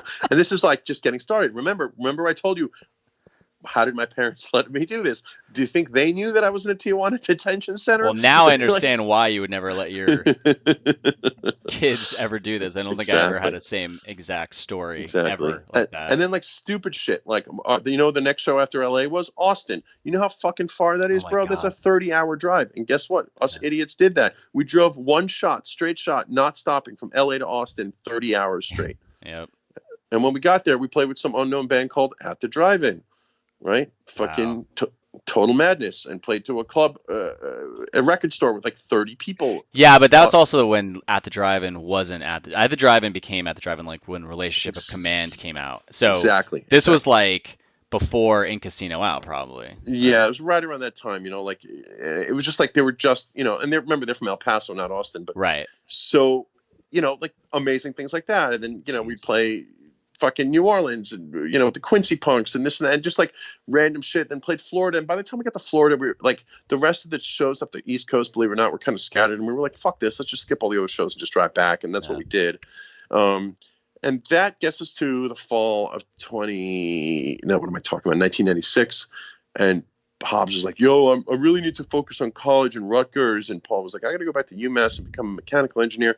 And Joe and I were like, "Dude, we just finished like a massive national tour. We're signed. We have a full-length album out, and like we're making all these friends, and we need to fucking do this." And they were like, "Well, we can tour like in the summers, like after college, and maybe on a Christmas break. But I really need to focus on courses and frat life, and my new fraternity, Alpha Beta. Fucking fuck you." And Joe and I just looked at each other and we're like, "It's not going to work. It's not going to work." And so when we were recording 360, after one big fight that we had one night there, I went to go walk across the street to a deli over in Port Washington, and to get the producer a cup of tea. And when I walked in, there was like this tall, long, green-haired, tattooed, punk rock looking dude sweeping the floors there. And I was like, this is the type of guy we need in our band. And as a complete stranger, I walked up to him. I'm like, "Hey man, you don't happen to play music, man? You don't play drums, do you?" And he's like, "Well, I do." And I'm like, "Oh, well, my name is Tommy." And he's like, "My name is Hugo. Nice to meet you." And that's where we met our future drummer, Hugo Lowbrow. He went by, and I said, "Look, man, we're recording an album across the street. You want to stop by and check it out?" And he said, "Cool." And he did. And he's like, "Well, I don't understand. You guys are a band. You don't need another member." And I'm like, "Well, not for long." And slowly over time, we started having these band fights where Paul and Hobbs were like, "College, college, college." And Joe and I were like, "Let's make it, let's make it, let's make it famous." And there was a big rift in the band. And we actually ended up having like a dark side to this, where they were like, well, we're not going to let the band we're not going to be replaced by other band members. So if you and Tom want to go do another band, you and Joe want to do another band, and you have to break up Latex Generation and our partnership agreement, and then start another band. And we were like, no, that's never going to work. We worked too hard to own this and build this up. And they were like, well, we're not going to allow anything else. And so Joe and I didn't know what to do. And we were so pissed that what we did was we signed a contract to dissolve Latex Generation, spelled LATEXGNERATION. And the very next day regrouped a partnership formation called Latex Generation, L8X Generation, and continued on without their blessing, with a new drummer named Hugo Lobrow, and thus the original iteration of Latex Generation went from the summer of 1990 till the summer of 1996, and now enter Latex Generation 2.0. That's fucking hilarious. So, but you spelled it with an 8 afterwards? In legal documents. Okay, I was gonna say, because on every album you spelled it, but you also said there was 2 N's in Generation originally. No, that was a stammer. But okay, no. I was gonna say, it's like, oh, wow. So you had it legally like that, but when you put these out, these records out, you spelled it the same way. Did they ever give you shit for that?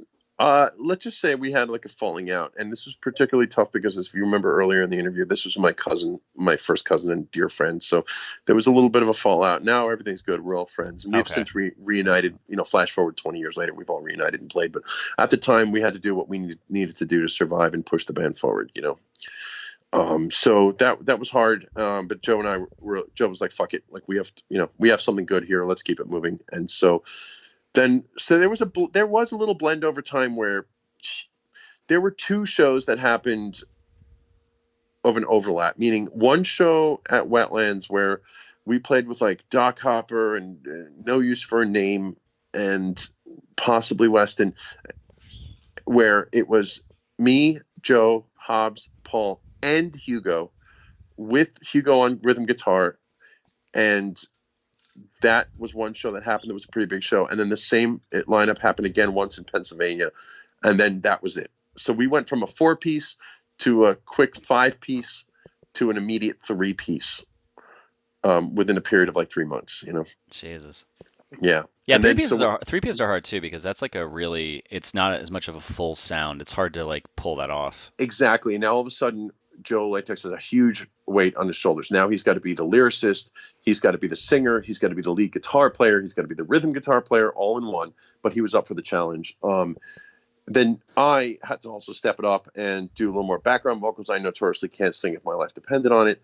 And my bass lines had to go from more like bottom end to a little more chordy and solo-y a little bit to fill out sounds, or at least so I thought. And then Hugo, though, he really made the difference. So Hugo, who really was looked at as a guitar player by his peers, was this just secret, insane drummer who just pounded the fucking drums way harder than any drummer we've ever seen, had impeccable timing, and this crazy ass syncopation that like just accustomed to like Stuart Copeland or something. Like, he's just a killer drummer. He, if anything, I'd compare him to like Travis Barker, Oh wow. Like, he was really, really great drummer, and we were like, this is the missing link. Like, this is what we need. And from there, we wrote some killer songs, like 21 of Age, Cycle, Whatever Happened to PJ Souls, and most of the stuff that you hear on Boys Rock. So we were loving it. And this time we started making friends, the band from Florida called Less Than Jake, who I'm sure you know. Yep. And so we played one of their first shows with them in 1996, 97 in Richmond, Virginia, and a dear friend of mine, Jessica Mills, was in the band at the time, and now one of my lifelong friends. Wait, she was the saxophone, tenor sax, right? Yes. Holy shit! Yeah, I was wondering what happened to her. Yeah, she is actually a professor. She was a teacher back then. Teacher, yes, and then she's an author and a total like. Just like a great political mind and kind of a freedom fighter. She has 2 children. One of them, I believe, is transitioned. And so, like, she wrote a book called My Mother Wears Combat Boots. She's a published author, a jewelry maker, and dare I say, a little love interest of mine for a little while. So she was great and is great, and we still communicate to this day. And we saw each other not too long ago, and she's happy with her family, and she's wonderful. So, yeah. And we're still actually actually friends with all the Less Than Jake guys for the most part, and they took a liking to us, and I found that they were doing a bunch of different tour dates, so I tried to book us on many of those dates as possible, and so kind of toured up and down the coast with them, sort of wink, wink, quote, quote tour. It was just kind of like pairing up with them, if you will, and that started giving us more fire under us, and that's where we started playing with more Lifetime and Weston and the Souls, and now we're starting to get some oomph. And now we're still signed to One Foot. So One Foot had another band from Florida called Radio Baghdad. Okay. And they were doing a European tour. So Rick from One Foot was like, we'd really like to get you guys touring more. And we're like, well, where? And they're like, how about Europe? And we were like, great. So they paid for us to fly out to Europe to tour, co-headline, whatever, Radio Baghdad.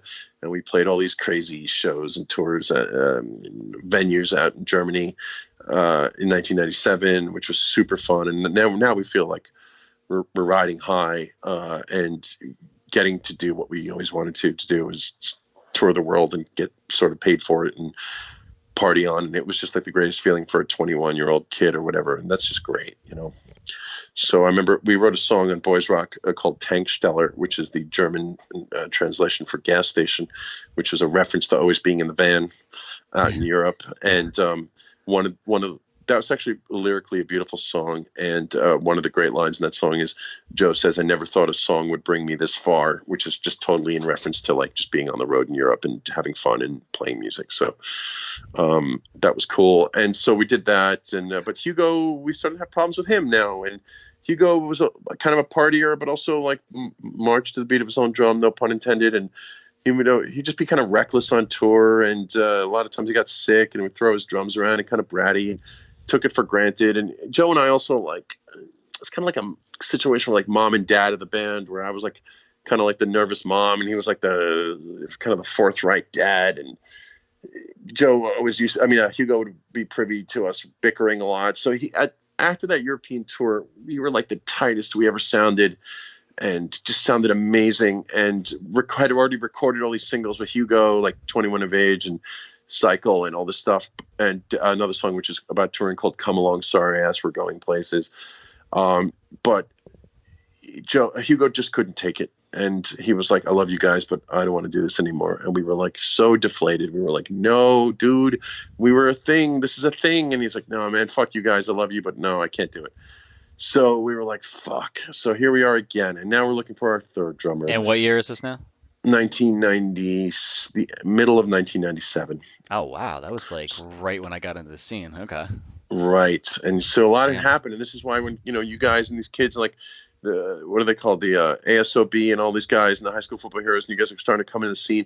It's like you guys don't even know how much crap we've already gone through, Yeah, I mean that's what I appreciated it, because you guys that did all the work, like bands like you guys that did all the work to build that. All of a sudden, granted, Green Day came out in '94. Yeah, sure, they were the real lifters there, but yeah, right. But that's what opened our eyes up in high school to listen to this music, and then that led to, okay, well, let's get away from TV and go to find the NoFXs, and who are they thinking? Then go lower, go away from like the bigger bands that people knew. Exactly. I'm glad you brought up NoFX too. Yeah, that's another big important band at the time. But go ahead, yeah. Yeah, big but influence of ours. You guys just did all this work, so when we came around and started doing this stuff, it wasn't fucking easy, but it was more.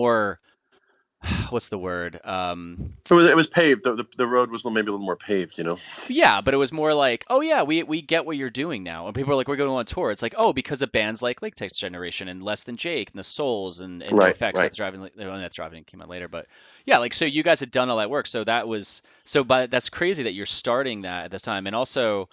And you had started doing like your merch at this time too. Exactly. That's where it started to get more and more serious. I bought a full scale manual rotary press and put it in the basement, cleared out the basement at my parents' house, which is also where we rehearsed. So that was our little hangout, little headquarters there. And so we were doing a lot of things at the time. By the way, I'm a high school dropout. I had no interest in going to college, and so did Joe. He went later to some college courses, but we were both like no college education, straight out of high school, and just focused on the band because the band was everything at the point.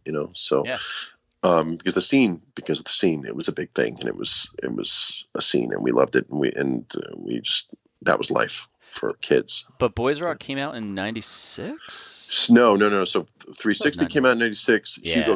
Hugo comes into the picture at the end of '96. We start writing for Boys Rock with Hugo. We record singles for that, which I believe was the single. I believe it came out before Boys Rock, called "Whatever Happened to PJ Souls." Yep.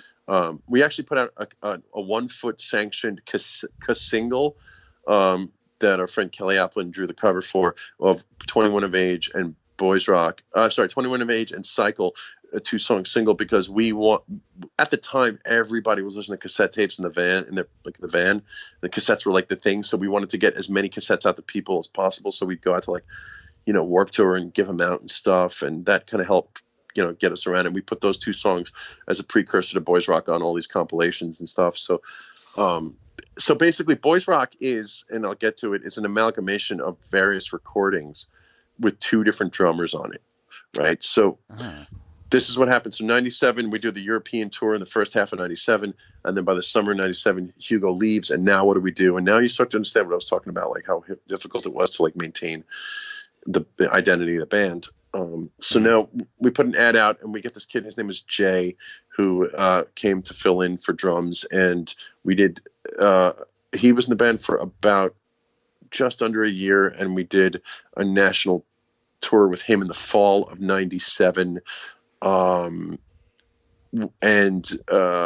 was me, Joe, Jay, and our friend Brian Gallagher, who was our roadie. And he did the job, and we toured with a band called Whatever ? They were on Doctor Strange, and that was a national tour we did with them, and that's a tour we actually ended up doing some days with Superchunk, and that was a cool tour, but Jay just kind of didn't fit the mold. He was a nice guy, but it just wasn't what we were looking for, so we parted ways with him. And then now you enter our last drummer, which is the Alien. The Alien fucking era, which is just insane.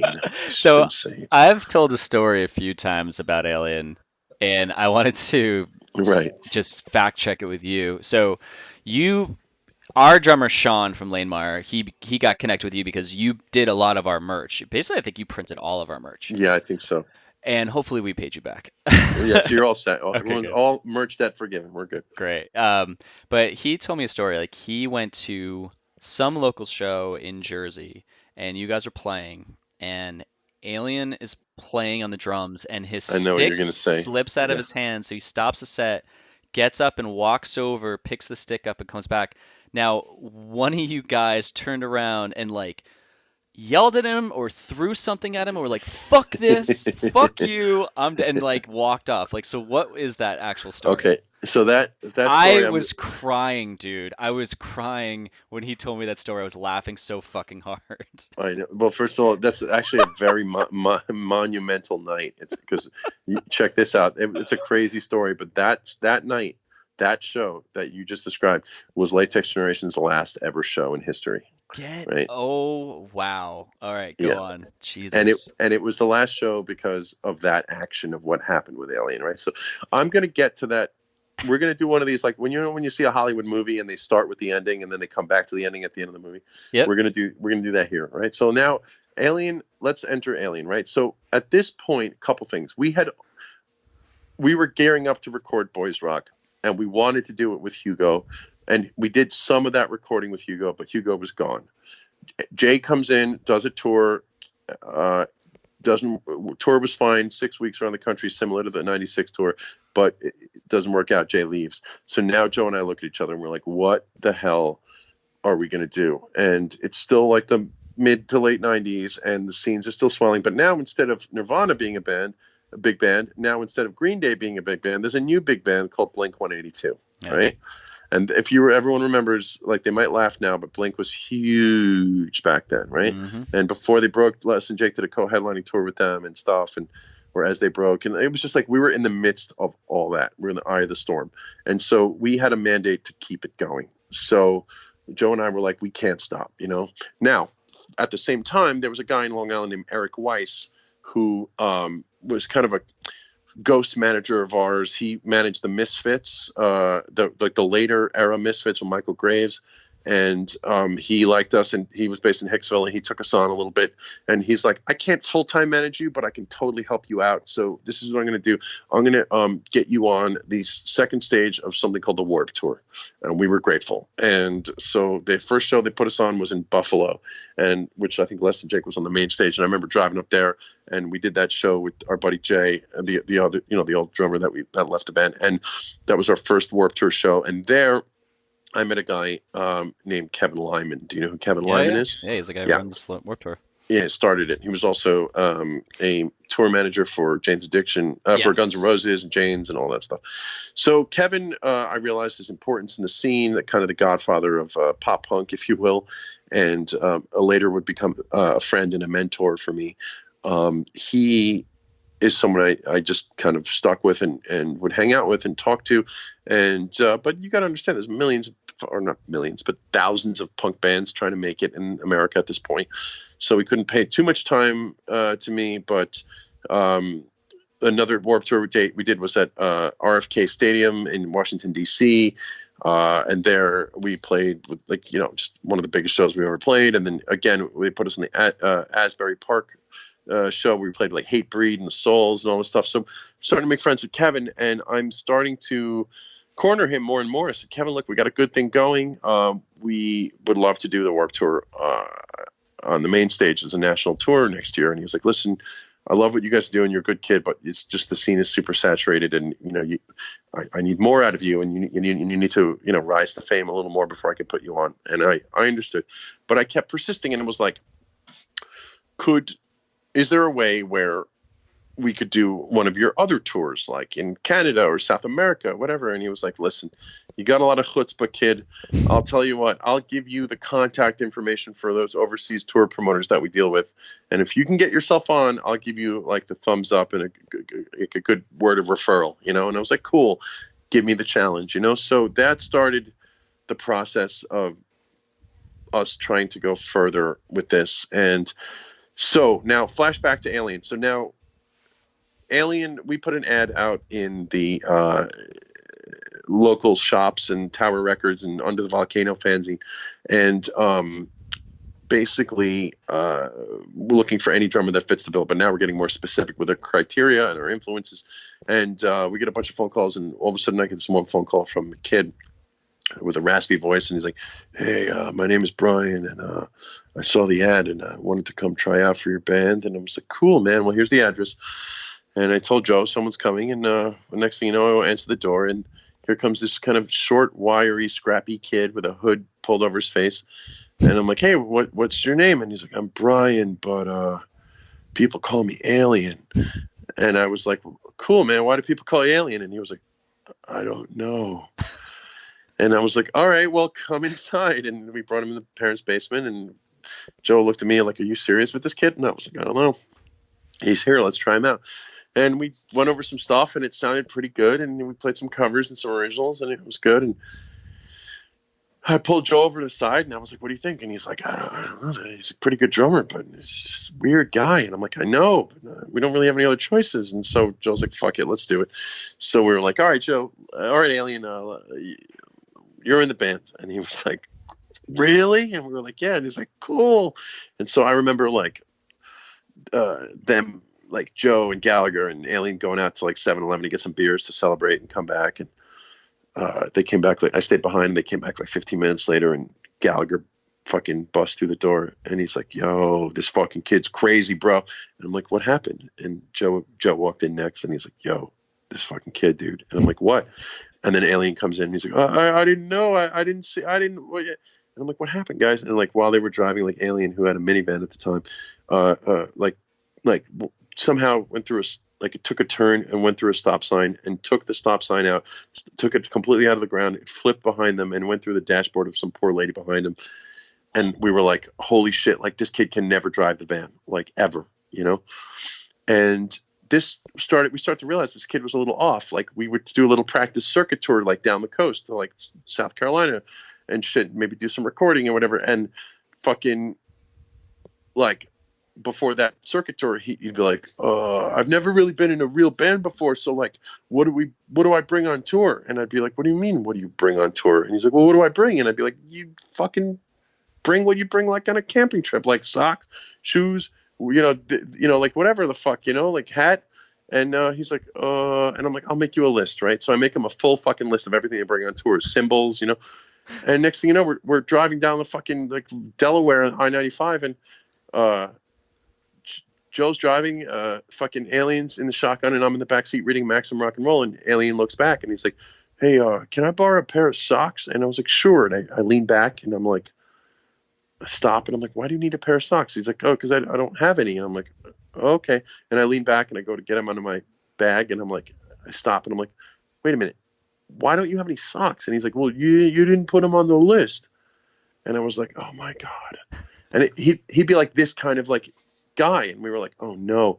And so like you just start to get the picture that he's not all there, and I don't know if he like had acid in his cereal or as a kid or what, but like, and he's a crazy kid. He had like crazy musical influences, like he loved the Beatles, and then like Deicide, and like Bill Brubaker was his influences, and like like Guar. It's just like a crazy dude. But he would play, but he had this thing where he just couldn't keep his sticks in his hands, and like it would start to drive us crazy. So flash forward to like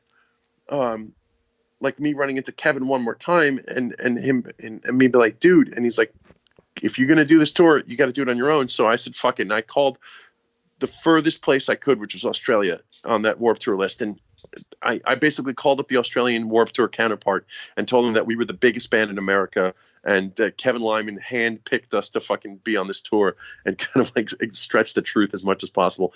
And so they had me send them our CDs, and they were like, fucking, listen to them, and bios that we typed up on typewriters and shit. And like, they were like, you guys are great, and we'd love to put you on the tour, but there's only one problem. And we were like, what's that? And they were like, there's a law in Australia where you can't have like too many foreign bands on a national tour, and there's too many American bands on the tour as it is. So unfortunately, like the tour is like overcrowded, and we can't accommodate you, and we're sorry. And we were so deflated. And Joe was like, that's it. That's the end of the band. Like, if we can't do shit like this, it's over. And then like 2 weeks went by, and fucking I get this call from the Australian Warped Tour people, and they were like, hey, listen, the dudes from the Swinging Utters, the singer's wife just had a baby, and they need to stay behind, and they're off the main stage. Would you like to take their slot? And we were like, hold on for a second. Holy shit. And we were like, yes, we would. And fucking now, next thing you know, we're going to tour on the main stage of the Australian Warped Tour on the other side of the world, co-headlining with bands like fucking, the Deftones, and fucking Less Than Jake, and fucking all these Australian bands like Grinspoon and Area 7, and just it was just madness, dude. 22 Jacks, like, it was just the coolest thing ever. And fucking we had to call up One Foot Records, who was based in New Zealand, and they were like, that's a lot of money for that airfare, but like, we'll pay for it, but just the three of you, no roadies. So we're like, cool, we got it. And now we have to fucking tell Alien that he just joined a band that's about to play in front of like, thousands of kids on a main stage around the world. And when we told him, he would just freak the fuck out. He was just so stoked, and so were we. And maybe this was our big break, Yeah. And I forget on the timeline, I think we had already recorded. We'd already recorded and just about to release Boys Rock at this point. And Alien recorded many of the extra songs that we didn't record with Hugo. So that's what I was getting to. It was a split between half Hugo and half Alien songs on drums. Does that make sense? Yeah. Cool. So next thing you know, the tour was slated to start in early January. So we're talking basically like January 1st or 2nd was the start of the tour. It started in New Zealand. Our label was too cheap to send us to New Zealand and then off to Australia, so they just flew us directly to Australia. So we flew on New Year's Eve, 1998 into 1999, from New York to LA on a 6-hour flight, had an 8-hour layover in LA, and then flew from LA over the Pacific Ocean on New Year's Eve, crossing the international date line to Sydney, where we on that flight celebrated New Year's like 3 times because we just like kept crossing over the date lines, It was madness. And then landed in Sydney, and then flew another flight to Brisbane, where it all started, and we were the first band to arrive because the tour was technically had already started in New Zealand, and we were waiting for the tour to catch up. Now, you got to understand what's going on. Like, Alien's a noob, and Joe and I are seasoned, and he barely knows the songs, and fucking we're about to play this massive tour, and we're nervous as shit. But we're also nervous about his behavior because, like, Joe and I, like I said, we understand how to be backstage and hang out and be cool. But Alien, he's like a newbie, you know, like a rabid dog, like just thrown into a new setting. So we had to give him all these speeches on the tour, like on the flight, like me as the mother of the band and Joe as the dad of the band and our new kid.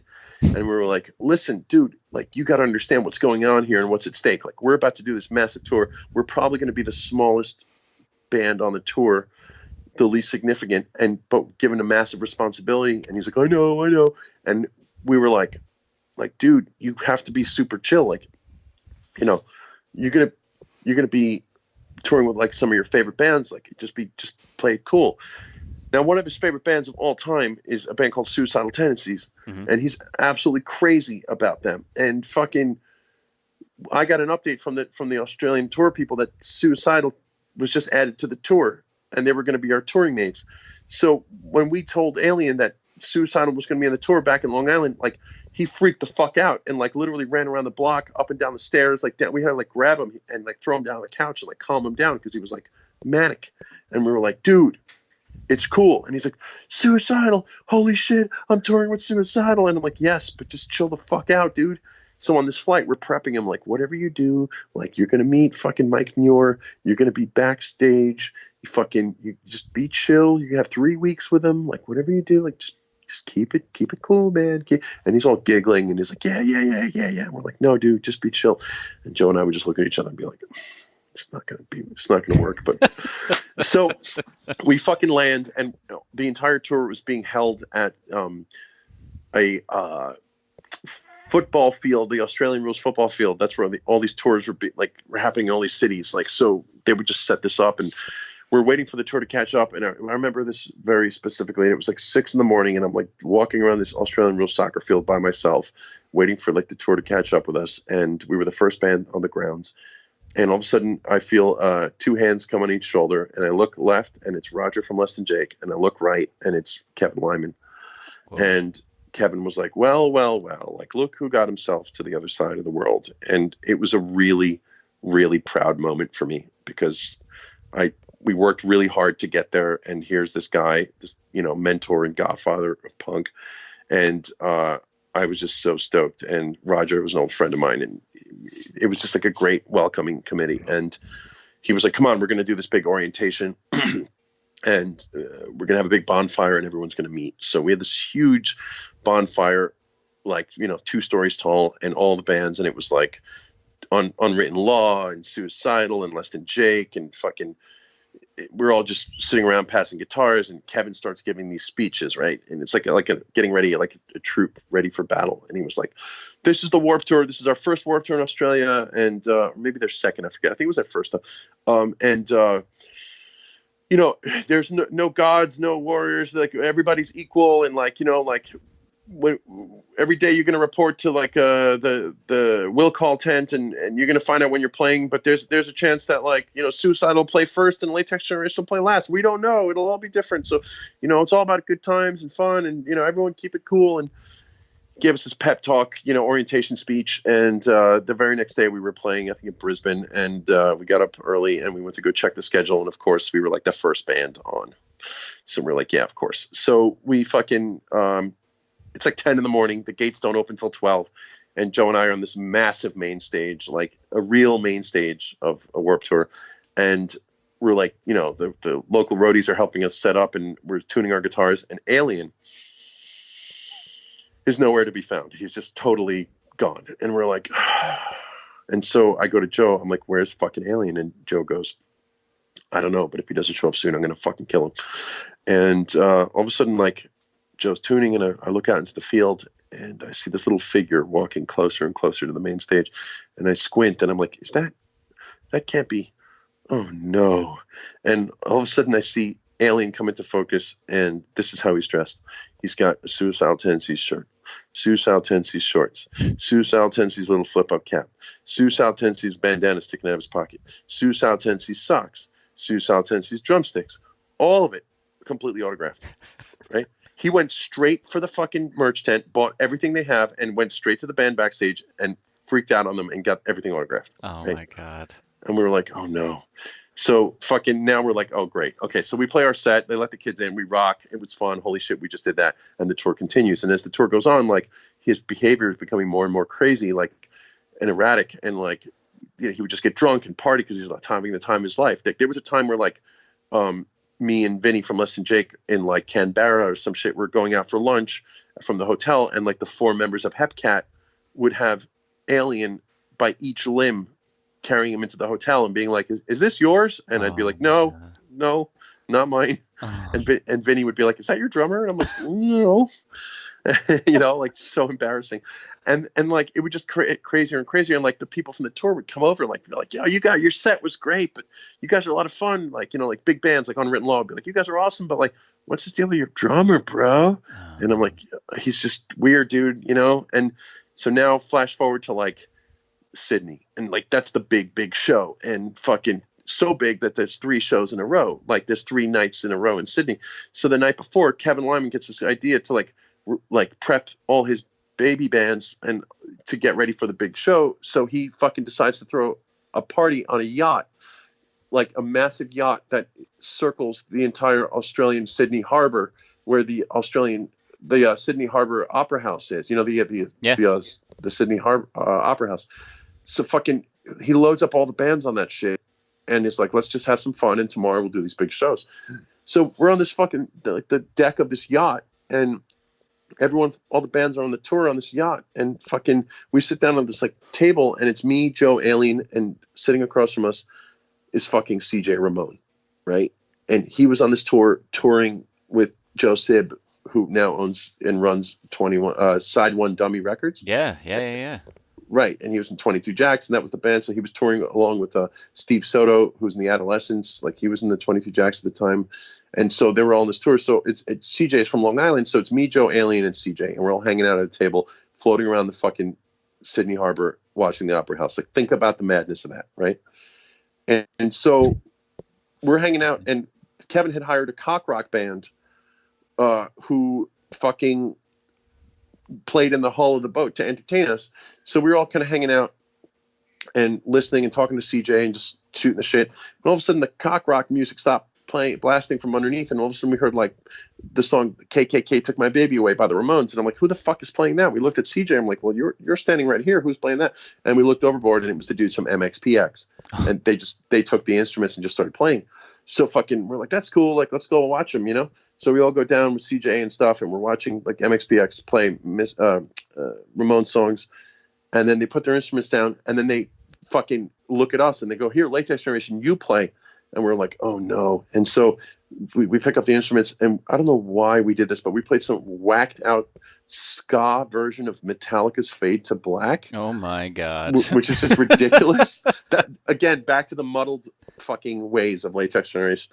So we do that shit, and people enjoy it, and it's fun. And they put the instruments down, and all of a sudden someone picks up the guitar again, and it's fucking Fletcher from the band Pennywise. Yeah.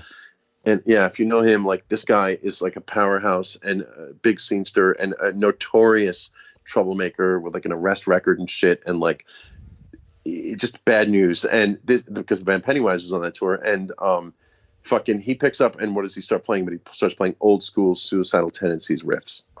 And so fucking somebody jumps on drums. It might have been Josh Freese. I forget if he was on that tour. Somebody of that ilk gets on the drums, and they start jamming out to fucking Suicidal, and fucking all of a sudden out of nowhere, fucking Psycho Michael Muir of Suicidal Tendencies, the lead singer and like the main dude, gets on the fucking mic, and they start jamming hard to Suicidal.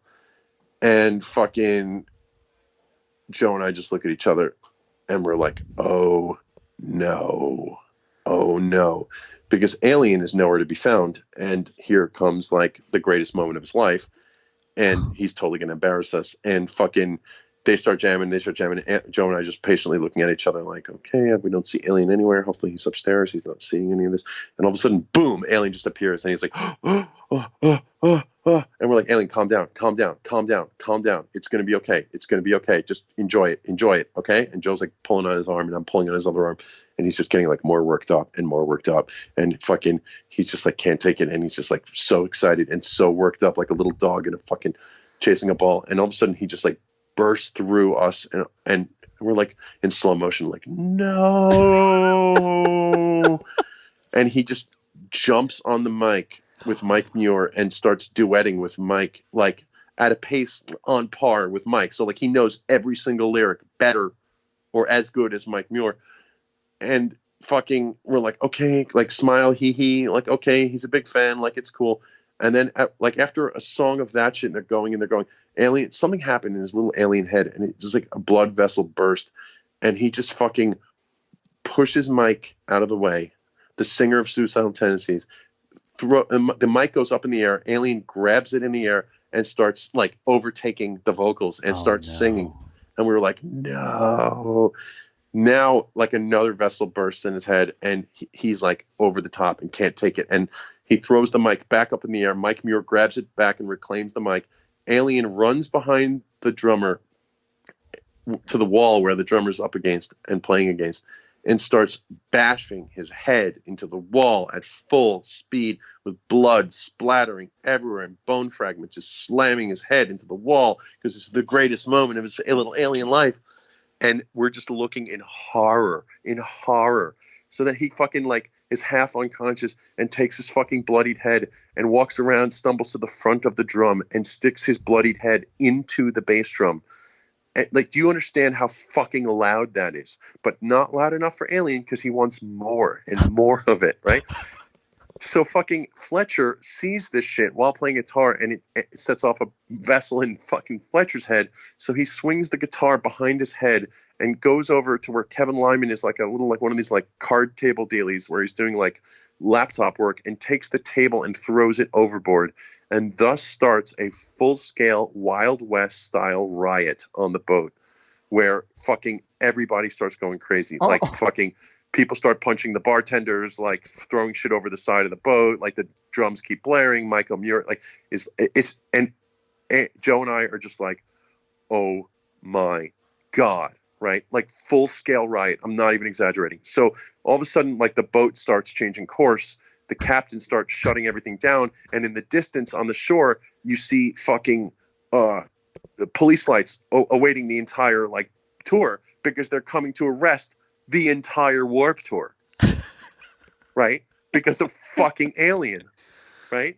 And so like Kevin starts freaking out naturally and starts calling fucking every single cab company he can to like have like cabs and limos waiting to like grab the stars to evade arrest. And so the fucking boat pulls into shore, and fucking it's a free for all, like the Titanic, like getting off of it, and we can't find Alien anywhere. And we're like, did he get thrown off the side of the boat? Did Fletcher throw him over the side? Like, what happened? And we see like this massive pileup of like 6 foot high pileup of human bodies, and sticking out the bottom of it are these like 2 little fucking Converse All-Star legs. And Joe and I just look at each other and we're like, yep. And we each grab a leg and we pull him out underneath this pile. And he comes up and he's completely bloodied, and his shirt's ripped, and like he just comes up and he spits blood out, and he just puts his like hand up in a heavy metal sign and goes, suicidal for life, suicidal. And fucking we grab him and slap him across the face, and we're like, look what you've done,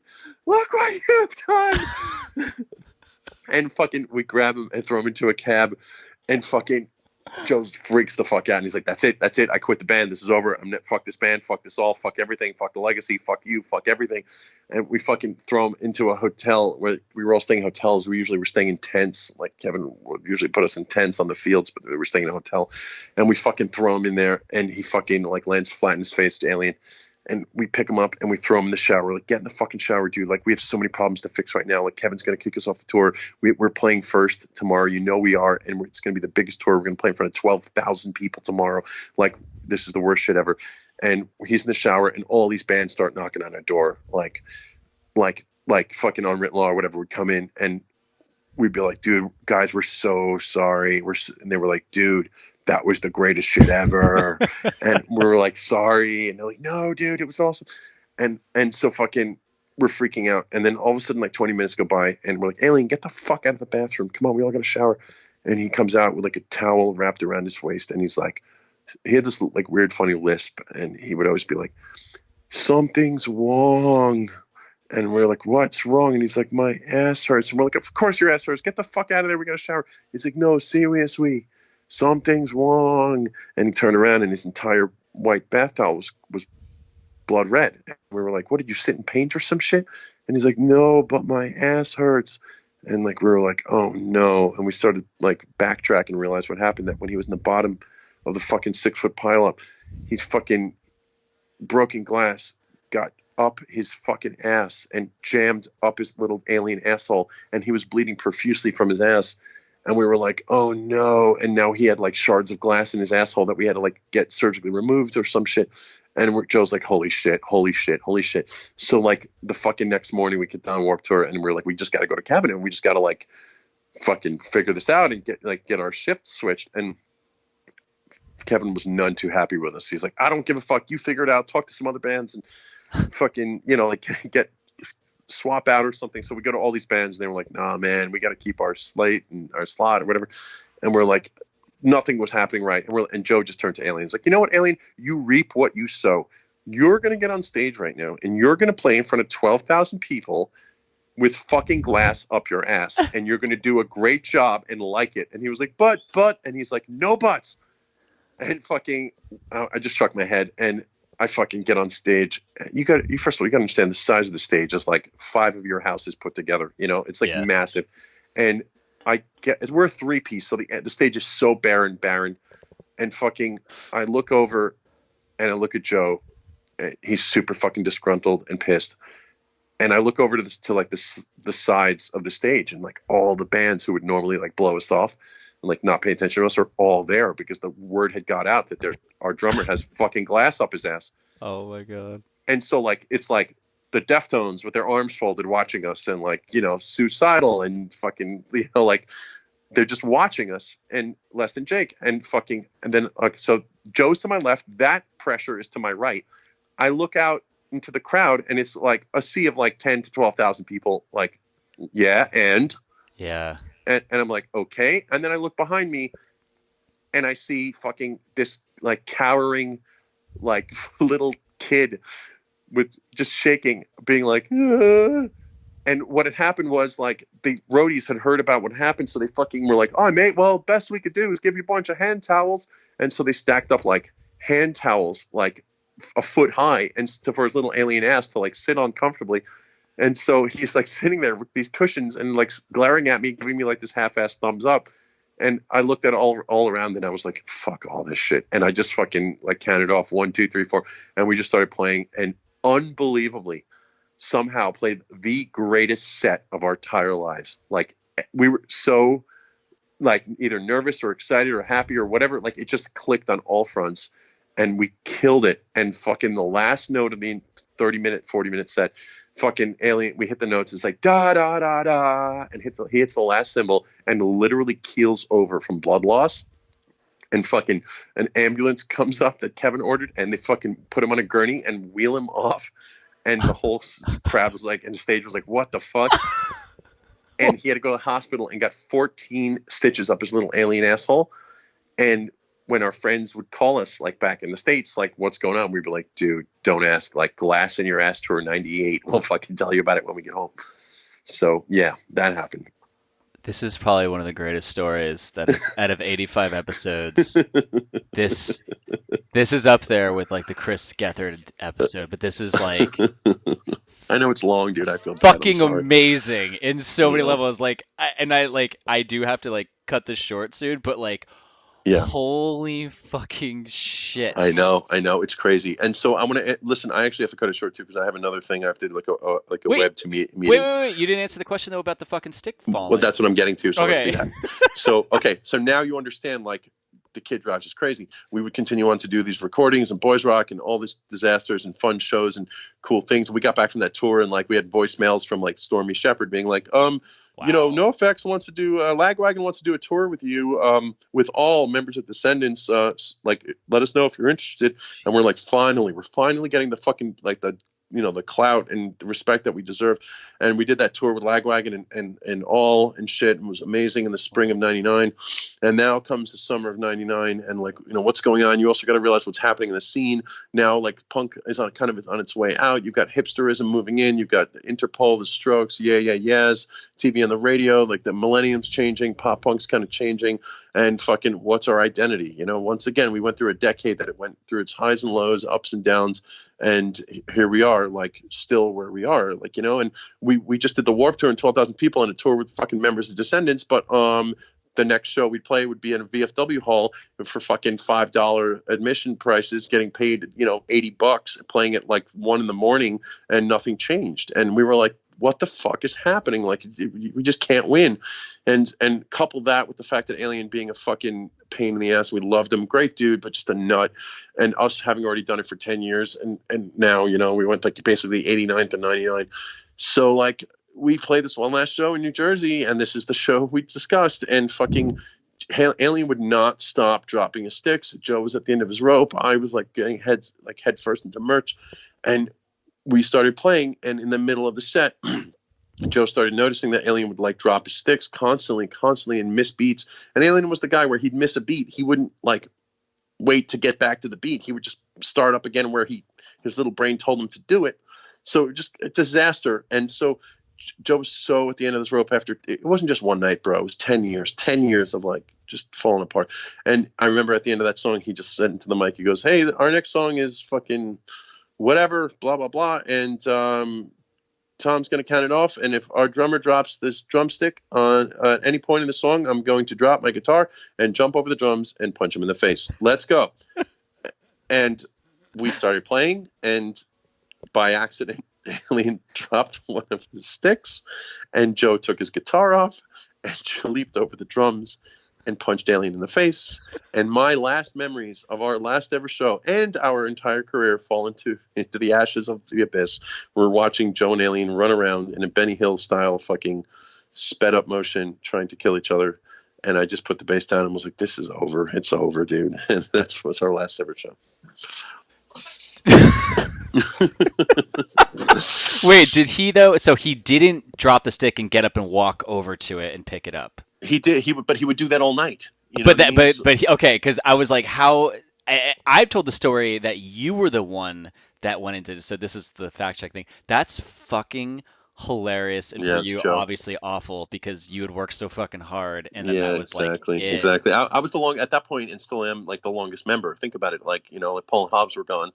And, you know, Joe came in later. So, like, you know, it was mostly my doing. I'm the one who came up with the name and all that shit. I was half the songwriter on all that stuff and, you know, the booker. So it really was my baby. But I got to tell you, like, it was a really fun time. And I swear to God, it was one of the greatest things I ever did in my life. It got me, like, to sow my oats and give me, like, the old, I hate to say it, but School of Hard Knocks. I learned the you know, about life on the road.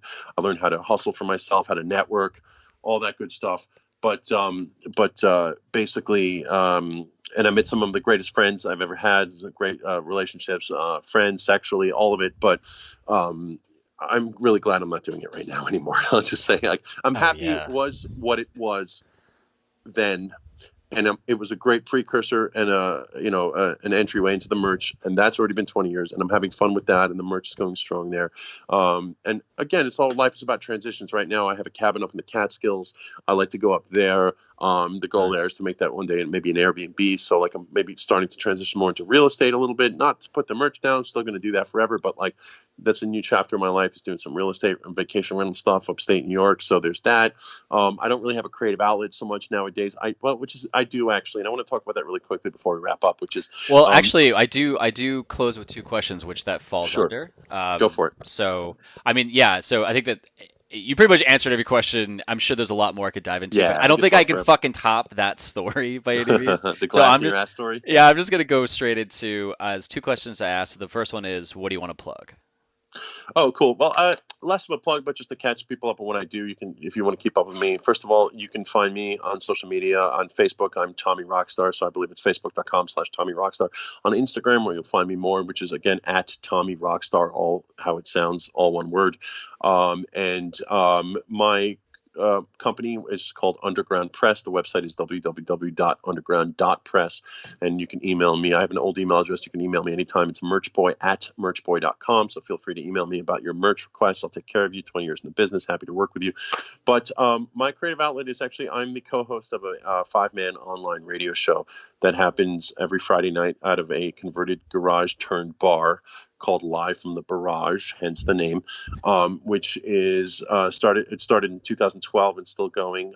In that time, we've done nearly 300 episodes, and it's basically like a live show that gets recorded to podcast. You can listen to that at liveFromTheBarrage.nyc or through the podcast consortium we're part of called Radio Nope, NOPE, and that's all the episodes are archived there, along with some other great indie rock shows. So basically, that's me and some of my best friends who are not in the punk scene per se, but kind of in this indie rock scene that helped give us another dimension to our band. The guys that got us into bands like Arches of Loaf and Superchunk and Pavement and stuff like that. The Replacements were a huge influence to us. So those guys are my co-hosts, and we basically do 3 hours every Friday night. The first hour is just shooting the shit. The next hour is a featured guest, and the last hour I'm the newsreader on the show, and I do the kind of a gag and news bit. And in the 300 shows we've done, we've interviewed the likes of people like Mark Maron, Billy Bragg, Steve Albini, Pussy Riot, Mike Watt, Run DMC, things like that. So it's great. If you want to listen to any of those episodes, they're up on iTunes. Just search for Live from the Barrage, and that's BARRAGE, and you can listen to my adventures there. And other than that, I'm 44 now, hanging out with my wife upstate New York, feeling good. I got family in Long Island still, so I'm still down there. I got all my friends in Brooklyn. You can find me at the bars there. And if you have any questions, you can always reach out to me. Sweet deal. All right, man, last question. What scene ethics do you hold on to this day?